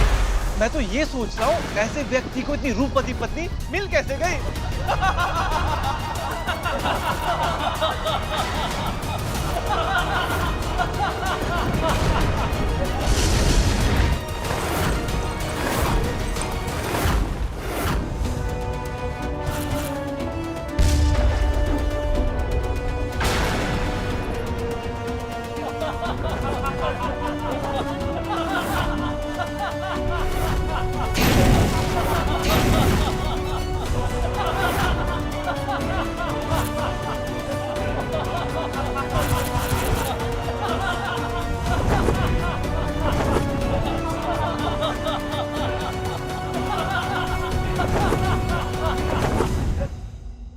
इतनी बड़ी धृष्टता।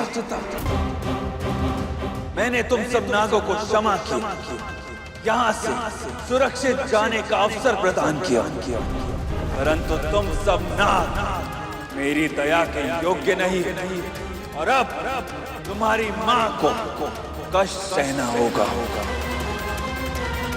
और तुम्हें भोगना होगा मेरा दंड, और तुम्हें भोगना होगा मेरा दंड।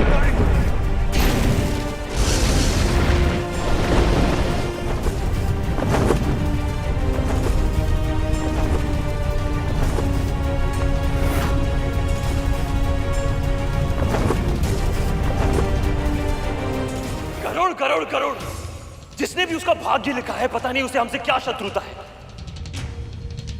किसी को क्या दोष निकालिया जब अपने ही भाई विरोधी के पक्ष में हो। क्या आवश्यकता थी उन्हें उस गरुड़ के साथ वहां जाने की?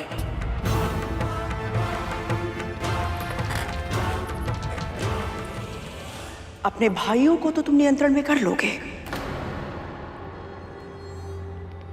किंतु उस गरुड़ का क्या? अब तो विंता भी जानती है कि मैंने उसे सूर्यलोक क्यों भेजा था। उसे मेरी चाल समझ आ चुकी है। अब वो पहले से अधिक सावधान रहेगी और और उस गरुड़ को सतर्क कर देगी।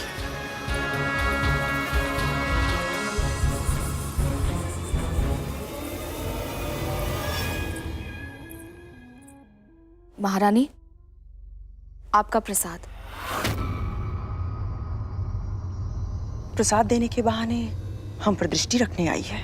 नहीं महारानी, मैं भला ऐसा क्यों? तेरे स्पष्टीकरण में रुचि नहीं है मुझे।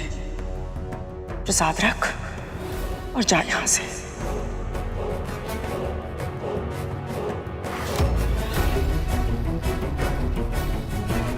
जी।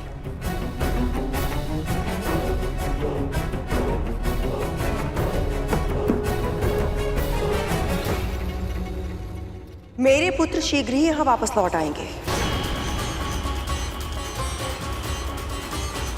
उनके स्वागत सत्कार के बाद मैं तेरे पुत्र से निपटूंगी।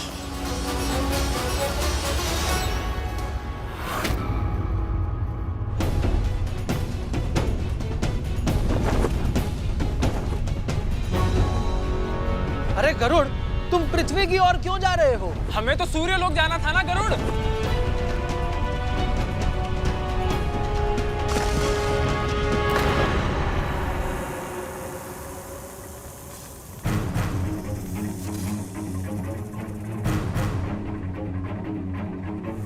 तुम्हें कहा था ना हमने कि सूर्य लोक पहुंचने से पहले कहीं मत रुकना। भैया ये भी कहा था कि तीव्र गति से उड़ो और सीधे सूर्य लोक पहुंचकर ही रुकना।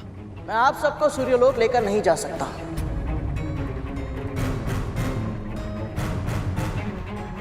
हमारे आदेश का उल्लंघन कर रहे हो गरुड़। तुम हमारे दास हो और जो हम चाहेंगे वही तुम्हें करना होगा, नहीं तो फिर हम तुम्हें दंड देंगे। दीजिए दंड, जो दंड देना है दीजिए, परंतु मैं आप सबको सूर्यलोक लेकर नहीं जाऊंगा। आपको आभास तक नहीं है कि बड़ों के साथ कैसे व्यवहार किया जाता है। मैंने सुना था कैसे कैसे दुर्वचन कह रहे थे आप शनिदेव के बारे में, ये जानते हुए भी कि उनका जीवन इतना कष्टदायक था, आपने उनका उपहास उड़ाया। लज्जा आनी चाहिए। उनके सैनिकों पर आक्रमण किया, उन्हें चोटिल किया, फिर भी शनिदेव ने आप सबको स्वस्थ कर वहां से सुरक्षित जाने दिया। और आप सबने क्या किया? उनकी दया को दुर्बलता समझा। बहुत बड़ी भूल की आप सबने। केवल और केवल हमारी माओ की पूजा और प्रार्थना का परिणाम है कि शनिदेव की वक्र दृष्टि से बच पाए हम। परंतु बस आप सभी को सुरक्षित घर पहुंचाना मेरा दायित्व है और मैं आप सभी के प्राणों को और अधिक संकट में नहीं डाल सकता। क्या पता शनिदेव की तरह आप सबने सूर्यदेव का भी अपमान किया तो? उसने साहस भी कैसे किया मेरे पुत्र को अपने साथ ले जाने का, वो भी मेरी आज्ञा के बिना।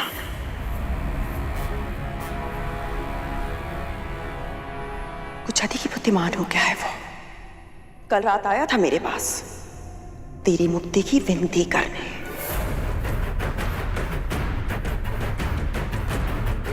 और आज मेरे पुत्रों को मेरी आंखों के सामने उड़ा कर ले गया। मैं पुकारती रही किंतु उसने नहीं सुना। मेरी नहीं, उसे तो तेरी भी ध्वनि नहीं सुनाई पड़ी। उसे क्या लगता है वो धमका के भयभीत करके अपनी बात मनवा लेगा? भयभीत होना मेरा स्वभाव नहीं है।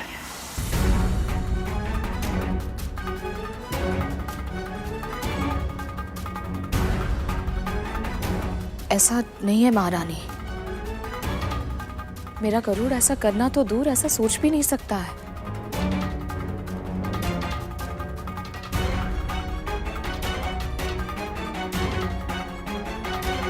सब कुछ आप ही तय करेंगी दासी मां।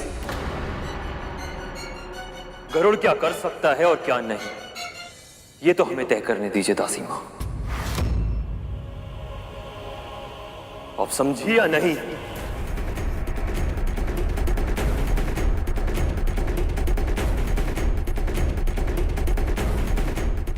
कद्रू नाम है मेरा, नाग माता कद्रू।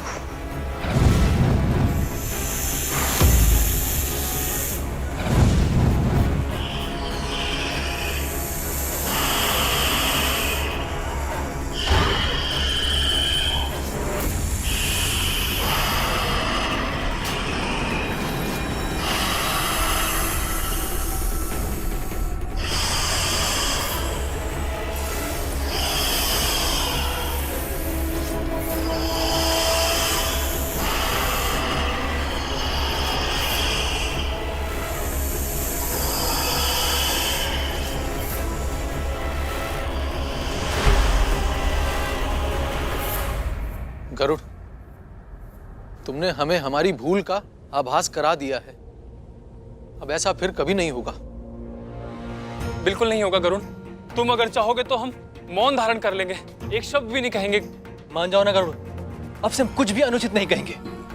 हाँ, बल्कि हम मानव रूप धारण ही नहीं करेंगे। नाग रूप में हम तुम्हारे पंख में कहीं छुप कर बैठ जाएंगे ताकि हमारे अस्तित्व का पता ही ना चले। हमें बस दूर से देखने का आनंद लेने दो ना गरुड़। और धूमल भैया कह चुके हैं ना, हम मौन धारण कर लेंगे। इतने शांत कि तुम्हें पता ही नहीं चलेगा हम तुम्हारे साथ हैं। आप सब नहीं समझ रहे हैं, सूर्यलोक में पता नहीं माँ फिर हमें भ्रमण पे जाने की अनुमति देंगी भी या नहीं। तुम हमारे लिए इतना नहीं करोगे मेरे भाई?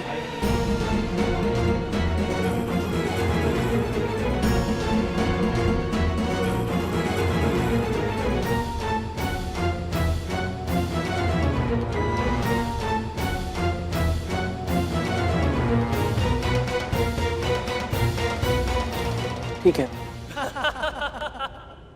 परंतु आप सबको एक वचन देना होगा।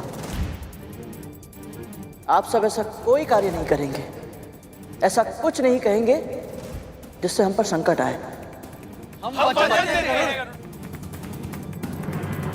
ठीक है।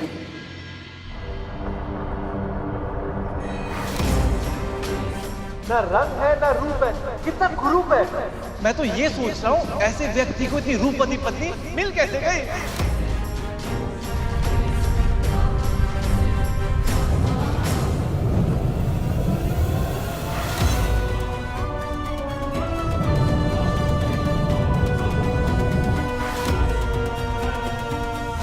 मेरी वक्र दृष्टि के कारण तुम नाग सूर्य लोक तक कभी नहीं पहुंच पाओगे, और ये बात गरुड़ को ज्ञात भी नहीं होगी।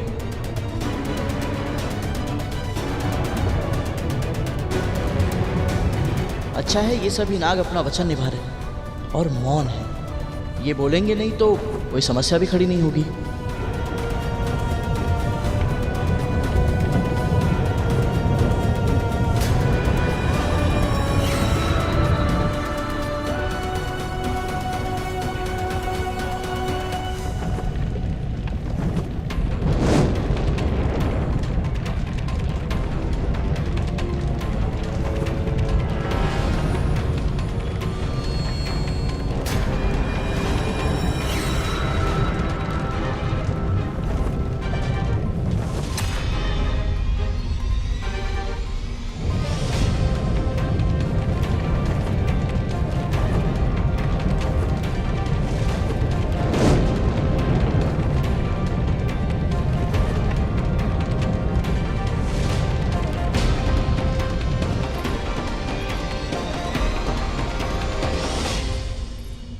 स्वामी, गरुड़ को आपने वरदान दिया था, इसलिए आपकी वक्र दृष्टि का उस पर कोई प्रभाव नहीं पड़ा, बल्कि उसे ये तक आभास नहीं हुआ कि उसके भाइयों की इतनी अधिक दुर्गति हुई है। पर जब उसे पता चलेगा तब क्या होगा स्वामी? क्या कद्रू अपने पुत्रों को अर्धमृत अवस्था में देखकर गरुड़ के प्रति अपने क्रोध को नियंत्रित कर पाएगी? क्या स्वयं उसकी माँ विंता उसे इस बात के लिए क्षमा कर पाएगी कि वो अपने भाइयों की सुरक्षा के लिए असफल रहा? और गरुड़, वो तो इतना संवेदनशील है कि उसने वरदान में भी अपने लिए कुछ नहीं मांगा, केवल अपने भाइयों के लिए सुरक्षित वापसी की इच्छा प्रकट की थी। ऐसे में स्वामी, क्या वो स्वयं को क्षमा कर पाएगा? गरुड़ के कारण मैं पहले भी उन नागों को एक बार क्षमा कर चुका हूं, पर अब और नहीं। दंड के योग्य अपराधियों को जब बार बार क्षमा मिलती है तो वो दया को दुर्बलता समझने लगते हैं और उसका दुरुपयोग करते हैं। मैंने उन नागों और उनकी माता दोनों को चेतावनी दी थी, फिर भी उन नागों ने अपने शब्दों से हमारा अपमान किया और उनकी माता ने प्रसाद का तिरस्कार करके ऐसे दुर्व्यवहार को स्वीकारा नहीं जा सकता।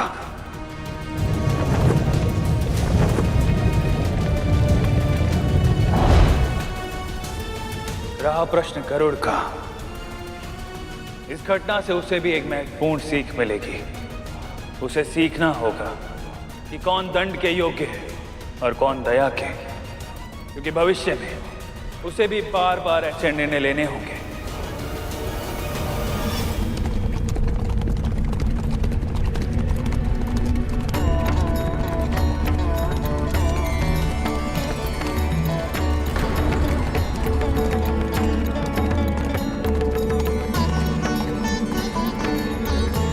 गरुड़,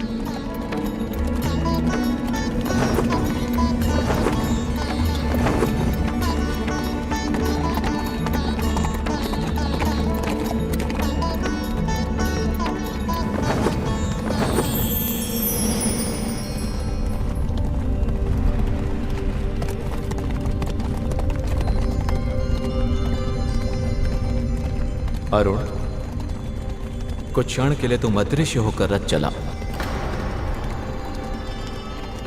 इतने समय बाद मैं अपने भाई को देख रहा हूँ और प्रभु मुझे अदृश्य होने का आदेश दे रहे हैं।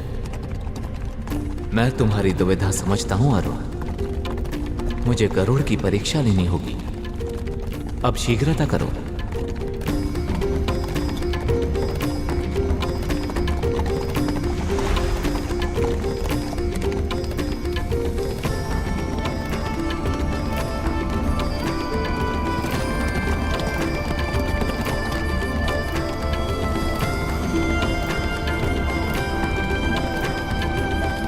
सूर्यदेव,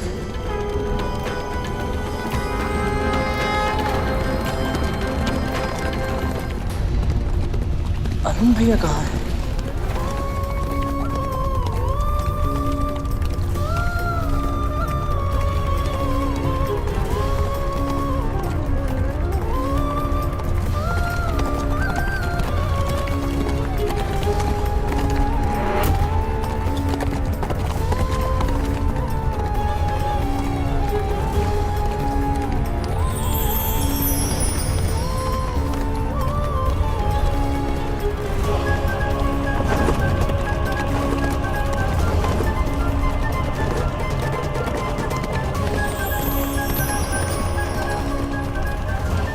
प्रणाम सूर्यदेव।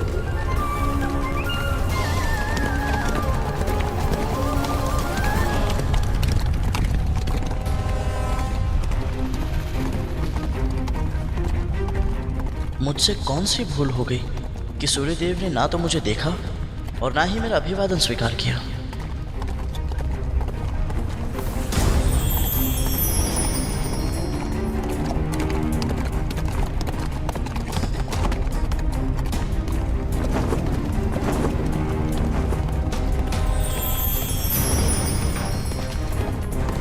गरुड़ का प्रणाम स्वीकार कीजिए सूर्यदेव।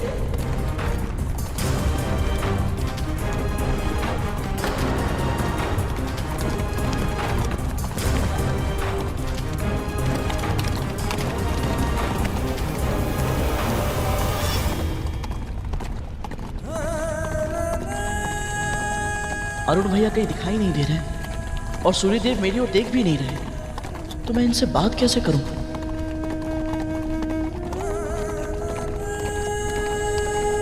यदि गरुड़ को मुझसे कोई चर्चा करनी है तो उसे स्वयं ही कोई मार्ग निकालना होगा।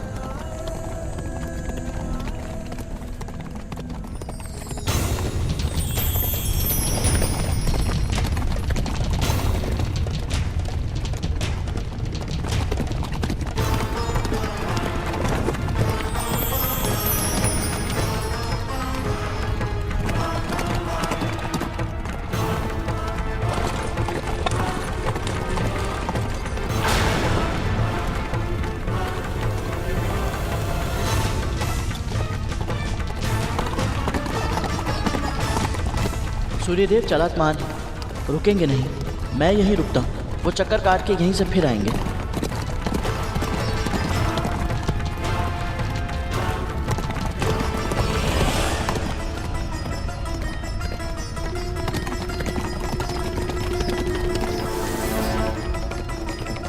ओम आदित्याय नमः। ओम आदित्याय नमः। ओम आदित्याय नमः। ओम आदित्याय नमः। ओम आदित्याय नमः। ओम आदित्याय नमः। ओम आदित्याय नमः।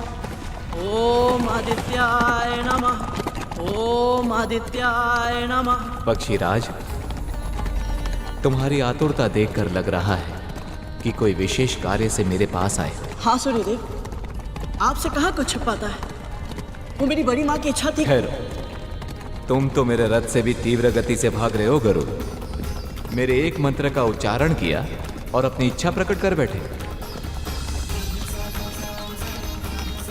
यदि मुझसे कुछ मांगने का अधिकार चाहते हो तो मेरी बात भी तो सुननी होगी ना।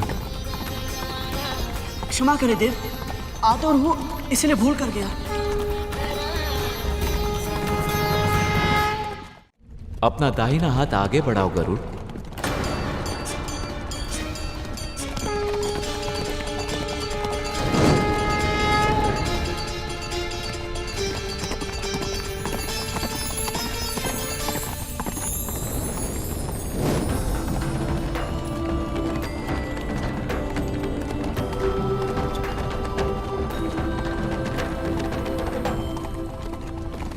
ये सूर्य का रथ है गरुड़। समय की तरह ये भी ना तो किसी के लिए रुका है, ना ही कभी रुकेगा। यदि मुझसे चर्चा करनी है तो ये दिया हाथ में लेकर तुम्हें उल्टा दौड़ना होगा। स्मरण रहे, दिया बुझना भी नहीं चाहिए और इसका तेल गिरना भी नहीं चाहिए। देखते हैं तुम ध्यान केंद्रित कर पाते हो या नहीं। जो आज्ञा सूर्यदेव।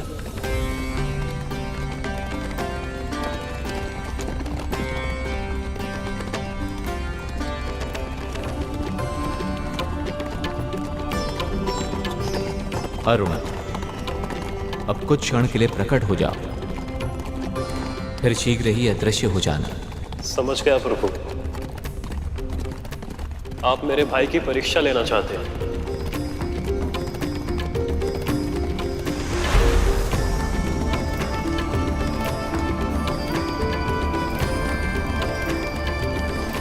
मुझे ऐसे घूर क्यों रहे हो पक्षीराज? मेरी माँ ने बताया था कि परम ब्रह्म निर्गुण है। जो कुछ इस संपूर्ण सृष्टि के भीतर समाया हुआ है वो उसमें भी है और उसके बाहर। जब इसे साकार रूप धारण करना होता है तो ये समय की आवश्यकता अनुसार 6 भिन्न भिन्न रूपों में प्रकट होता है। शिव, विष्णु, शक्ति, गणेश, सूर्य, इन पांचों की पूजा हर घर में होनी चाहिए। इससे दुख, क्लेश, विपत्तियों का अंत होता है और घर में सुख, समृद्धि और स्वास्थ्य का निवास होता है। सत्य कहा, पर तुमने 6 साकार रूपों की चर्चा की थी और नाम केवल 5 का ही लिया।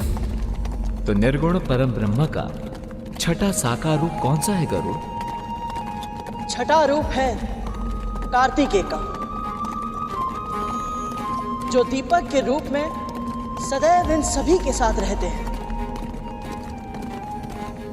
मैं सचमुच बहुत सौभाग्यशाली हूँ सूर्यदेव, क्योंकि आज आपके इतने निकट आकर आपकी परिक्रमा करने का अवसर मिला है मुझे। माँ कहती है, जो जीव सुबह उठकर आपके दर्शन करते हैं, जो स्नान करने के बाद आपको जल चढ़ाकर आपको प्रणाम करते हैं, वो बहुत सुखी रहते हैं। इसीलिए सूर्यदेव, आज आपने मुझे अपने साथ साथ दौड़ने का आदेश देकर बहुत बड़ा आशीर्वाद दिया है। मैं धन्य हुआ।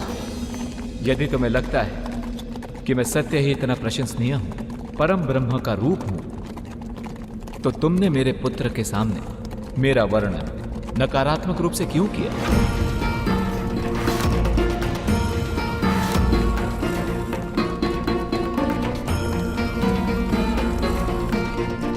मैं सचमुच बहुत सौभाग्यशाली हूँ सूर्यदेव, क्योंकि आज आपके इतने निकट आकर आपकी परिक्रमा करने का अवसर मिला है मुझे। माँ कहती है, जो जीव सुबह उठकर आपके दर्शन करते हैं, जो स्नान करने के बाद आपको जल चढ़ाकर आपको प्रणाम करते हैं, वो बहुत सुखी रहते हैं। उसे कोई भी रोग कभी नहीं छू सकता। उसके तन में ऊर्जा का वास होता है और विचारों में सकारात्मकता का। इसीलिए सूर्यदेव, आज आपने मुझे अपने साथ साथ दौड़ने का आदेश देकर बहुत बड़ा आशीर्वाद दिया है। मैं धन्य हुआ।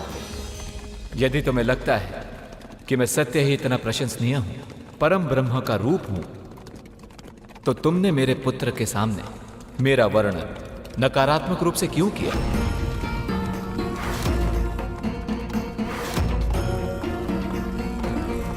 क्या लगा था तुम्हें शनि का ग्रह दूर है तो मुझे पता नहीं चलेगा कि वहां क्या हो रहा है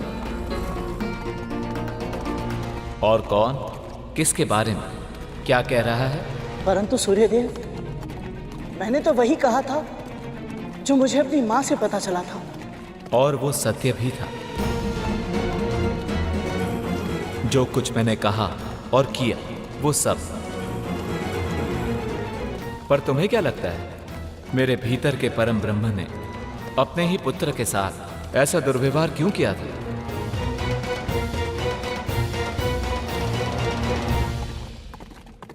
स्पष्ट बोलने के लिए क्षमा चाहता हूं सूर्यदेव, परंतु मुझे ऐसा लगता है कि आप किसी की बातों में आ गए थे।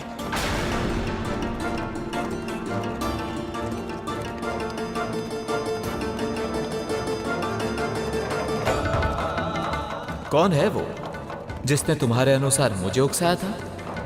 किसकी चर्चा कर रहे हो तुम? महादेव शिव शिव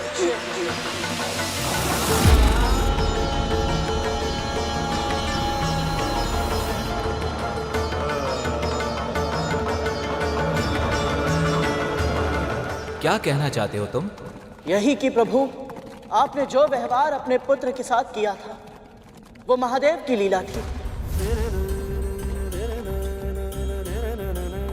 उन्होंने सब कुछ पहले से ही निर्धारित कर लिया था। वो ये भी जानते थे कि आपसे कुछ नहीं छिप सकता, इसलिए आपका पुत्र ही प्राणियों को उनके कर्मों का फल देने के लिए सबसे अधिक योग्य होगा। और वो ये भी चाहते थे कि शनिदेव को इतनी बड़ी शक्ति देने से पहले वो उनके व्यक्तित्व से अरिष्ट वर्ग अर्थात सभी 6 विकारों को दूर कर दे, ताकि शनिदेव निष्पक्ष होकर न्याय कर पाए। आपने भी इस लीला में उनका पूरा साथ दिया था प्रभु। सबसे पहले आपने अपने तेज को इतना असहनीय बना दिया कि आपकी पत्नी देवी संज्ञा अपनी छाया को साकार रूप देने पर विवश हो गई। आप दोनों जानते थे कि छाया में अहंकार नहीं होता, वो सदैव साथ चलती है। बस फिर हुआ वही जो आप चाहते थे। देवी छाया ने अपने गुण अपने पुत्र को भी दिए, इसीलिए शनिदेव में शक्ति तो बहुत है परंतु अहंकार तनिक भी नहीं। पहला लक्ष्य प्राप्त करने के बाद आपने देवी छाया और उनके पुत्र शनिदेव का तिरस्कार किया। उन्हें कम आयु में ही इतना अधिक क्रोध दिलाया कि उनके भीतर का ज्वालामुखी फट पड़ा। तब उन्हें आभास हुआ कि क्रोध से केवल विनाश ही होता है। फिर उन्होंने कठिन तपस्या की और अपना सारा क्रोध त्याग दिया। और शिवजी ने यह भी निश्चित किया कि शनिदेव को छाया मां से वो उपयुक्त संस्कार मिले जिसे वे दंडाधिकारी बनने के योग्य बन सके। पर पुत्र, एक बात हमेशा याद रखना, 100 दोषी मुक्त ही क्यों ना हो जाएं, पर एक भी निर्दोष को दंड नहीं मिलना चाहिए। फिर महादेव ने उन्हें वरदान स्वरूप दंडाधिकारी का पद दिया और ग्रहों में स्थान भी, पर फिर भी आपने उन्हें स्वयं से दूर ही रखा और एक साधारण लौ से बना आसन दिया ताकि उनके भीतर किसी भी प्रकार का लोभ पनप ही ना पाए। आओ शनि, अपना स्थान ग्रहण करो।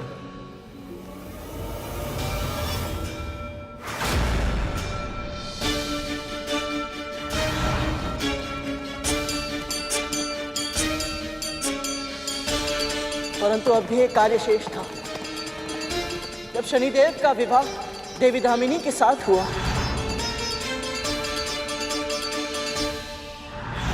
तो आपको ऐसा लगा कि उनके भीतर काम वासना जाग सकती है और उन्हें अपने कर्तव्य पथ से भटका सकती है।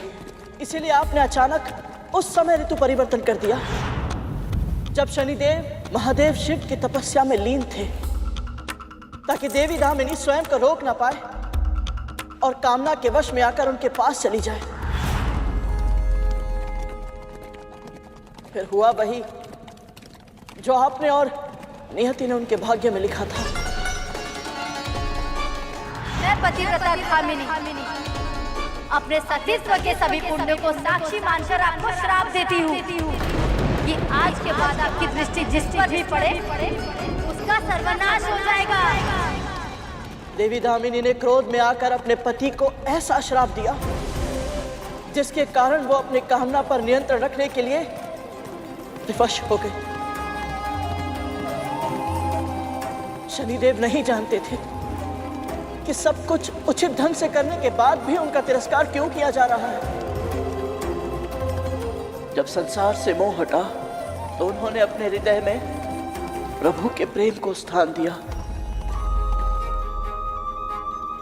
और इस प्रकार वो दयालु और दाता बने। तुम्हें ये सब कैसे पता चला? अपने जन्म के बाद से मैंने केवल अपनी माँ को अपने पास पाया है। पिताजी सदैव से ही मुझसे दूर रहे हैं, पर एक बार भेंट हुई थी उनसे। उन कुछ ही पलों में मुझे ये पता चल गया कि भले ही पिता माँ की तरह प्रेम नहीं दर्शाते, परंतु वो अपने पुत्र को हानि नहीं पहुंचा सकते। नारियल के फल की तरह होता है उनका स्वभाव, बाहर से कठोर परंतु भीतर से नर्म, जल की तरह जीवनदायक, त्याग की मूर्ति होते हैं पिता। तभी तो अपनी संतानों का व्यक्तित्व निखारने के लिए, उनके भले के लिए वो स्वयं भी बुरा बनने से नहीं झिझकते।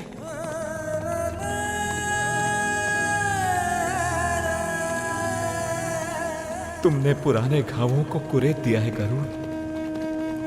तुम्हें कल्पना भी नहीं है कि ये सब करना मेरे लिए कितना कठिन था। तुम तो उससे मिलकर आए हो गरुड़। बताओ, कैसा है मेरा पुत्र, कैसा है मेरा शनि?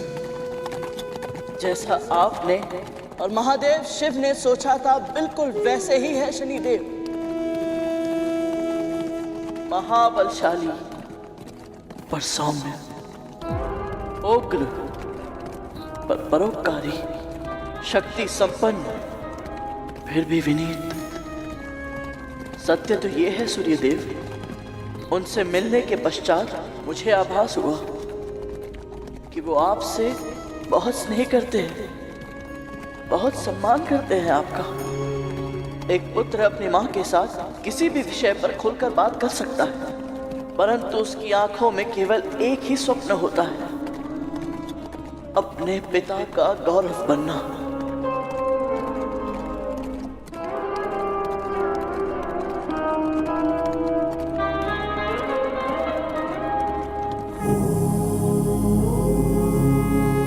गरुड़ ने सूर्यदेव से यह बात कहकर उनके मन के भार को हल्का कर दिया।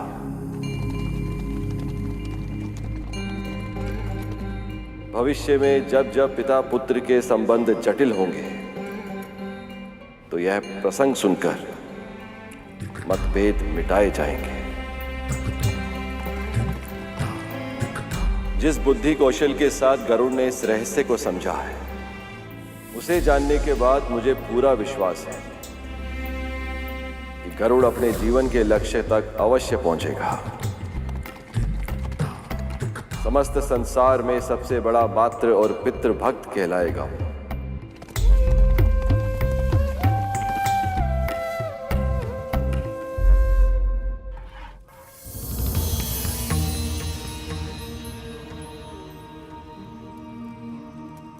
गरुड़ और अन्य पुत्र अभी तक आए क्यों नहीं?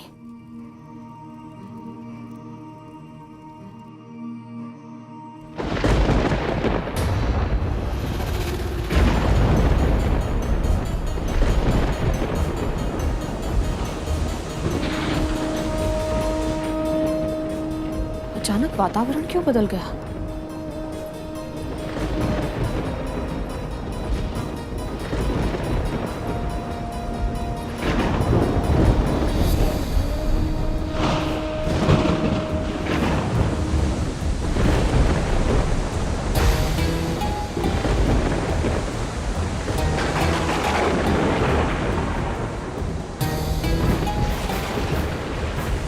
हे नारायण, मेरे गरुड़ की रक्षा करना।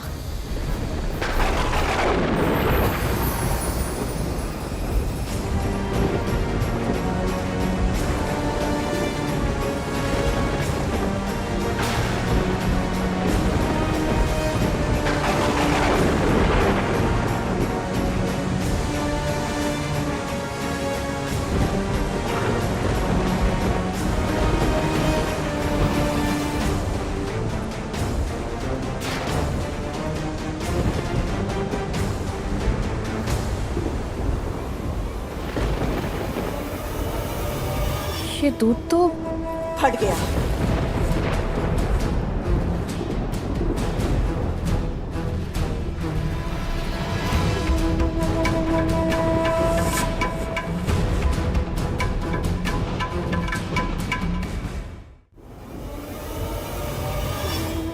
क्या किया ये तुमने? मैंने कुछ नहीं किया महारानी। अचानक वायु तीव्र गति से चलने लगी और दूध में कुछ गिर गया और दूध फट गया। पर दूध का ऐसे अपने आप फटना शुभ संकेत नहीं है, पता है मुझे।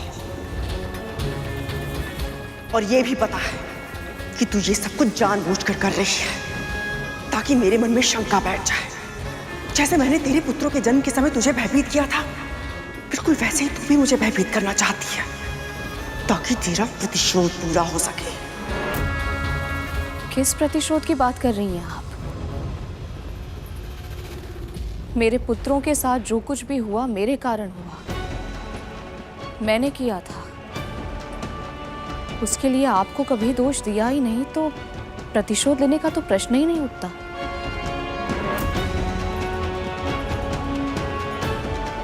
मैं भी एक माँ हूं विंता, और अच्छे से जानती हूं एक माँ अपने 100 कष्ट भूल सकती है, किंतु अपनी संतान का छोटे से छोटा कष्ट भी उसे सदैव स्मरण रहता है। कौन सी चोट कब कहां कैसे लगी, कितने दिन बाद भरी, कौन से घाव का निशान कहां पड़ा है और कौन से घाव का कोई भी निशान नहीं पड़ा है, एक माँ कभी नहीं भूलती है, वो चाहे कितनी भी महान क्यों ना हो। मैं जानती हूं कि तूने सैकड़ों वर्षों तक गरुड़ के जन्म की प्रतीक्षा की है, क्योंकि तुझे ऐसा लगता है कि वो तुझे मेरी दास्तां से मुक्त करवाएगा। तो फिर प्रतिशोध की भावना तो मन में उपज ही रही होगी ना। ये खेल मत खेल, क्योंकि इसका आविष्कार मैंने किया था, इसलिए मेरे मन में शंका का बीज मत बोना। बंद कर दे ये खेल, हाँ? और एक बात, अपने और अपने पुत्र के मस्तिष्क से ये भ्रम बाहर निकालकर फेंक देना कि तुम दोनों को मेरी दास्तां से मुक्ति मिलेगी। कभी नहीं, कभी नहीं।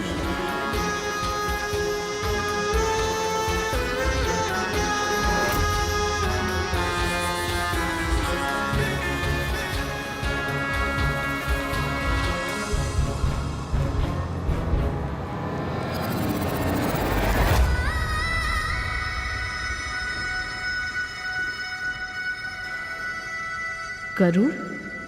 माँ, क्या हुआ गरुड़?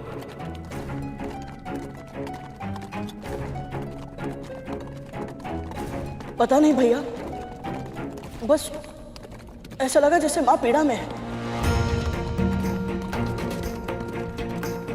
हो सकता है लौटने में मुझे बहुत देर हो गई है, इसलिए माँ मेरा स्मरण कर रही है। गरुड़, मैं जानता हूं तुम मुझसे कुछ मांगने आए हो, पर उसके लिए तुम्हें मेरे साकार रूप के पास जाना होगा।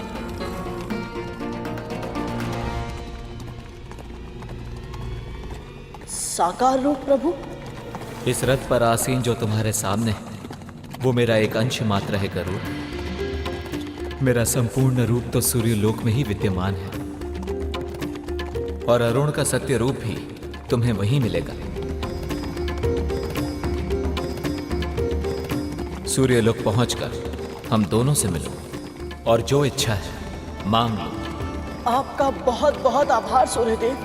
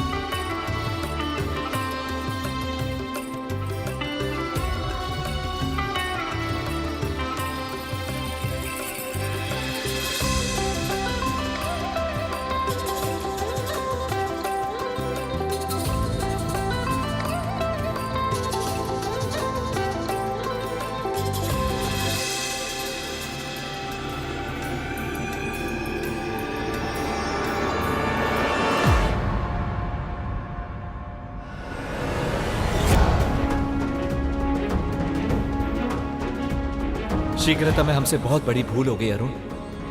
हम गरुड़ को बाल खिल्लिया ऋषियों के बारे में सतर्क करना तो भूल ही गए।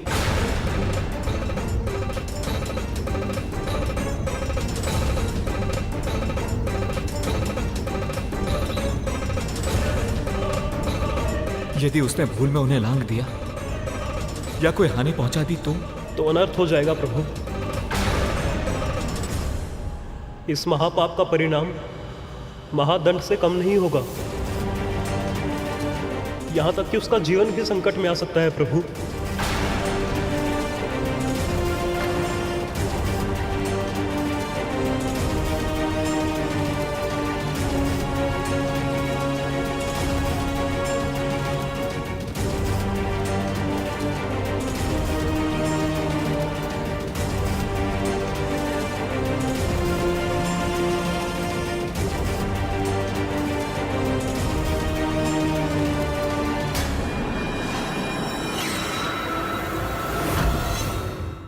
पक्षीराज गरुड़ के साहस भरे कारनामे देखने के लिए चैनल को सब्सक्राइब करें और साथ ही बेल आइकॉन दबाना न भूलें।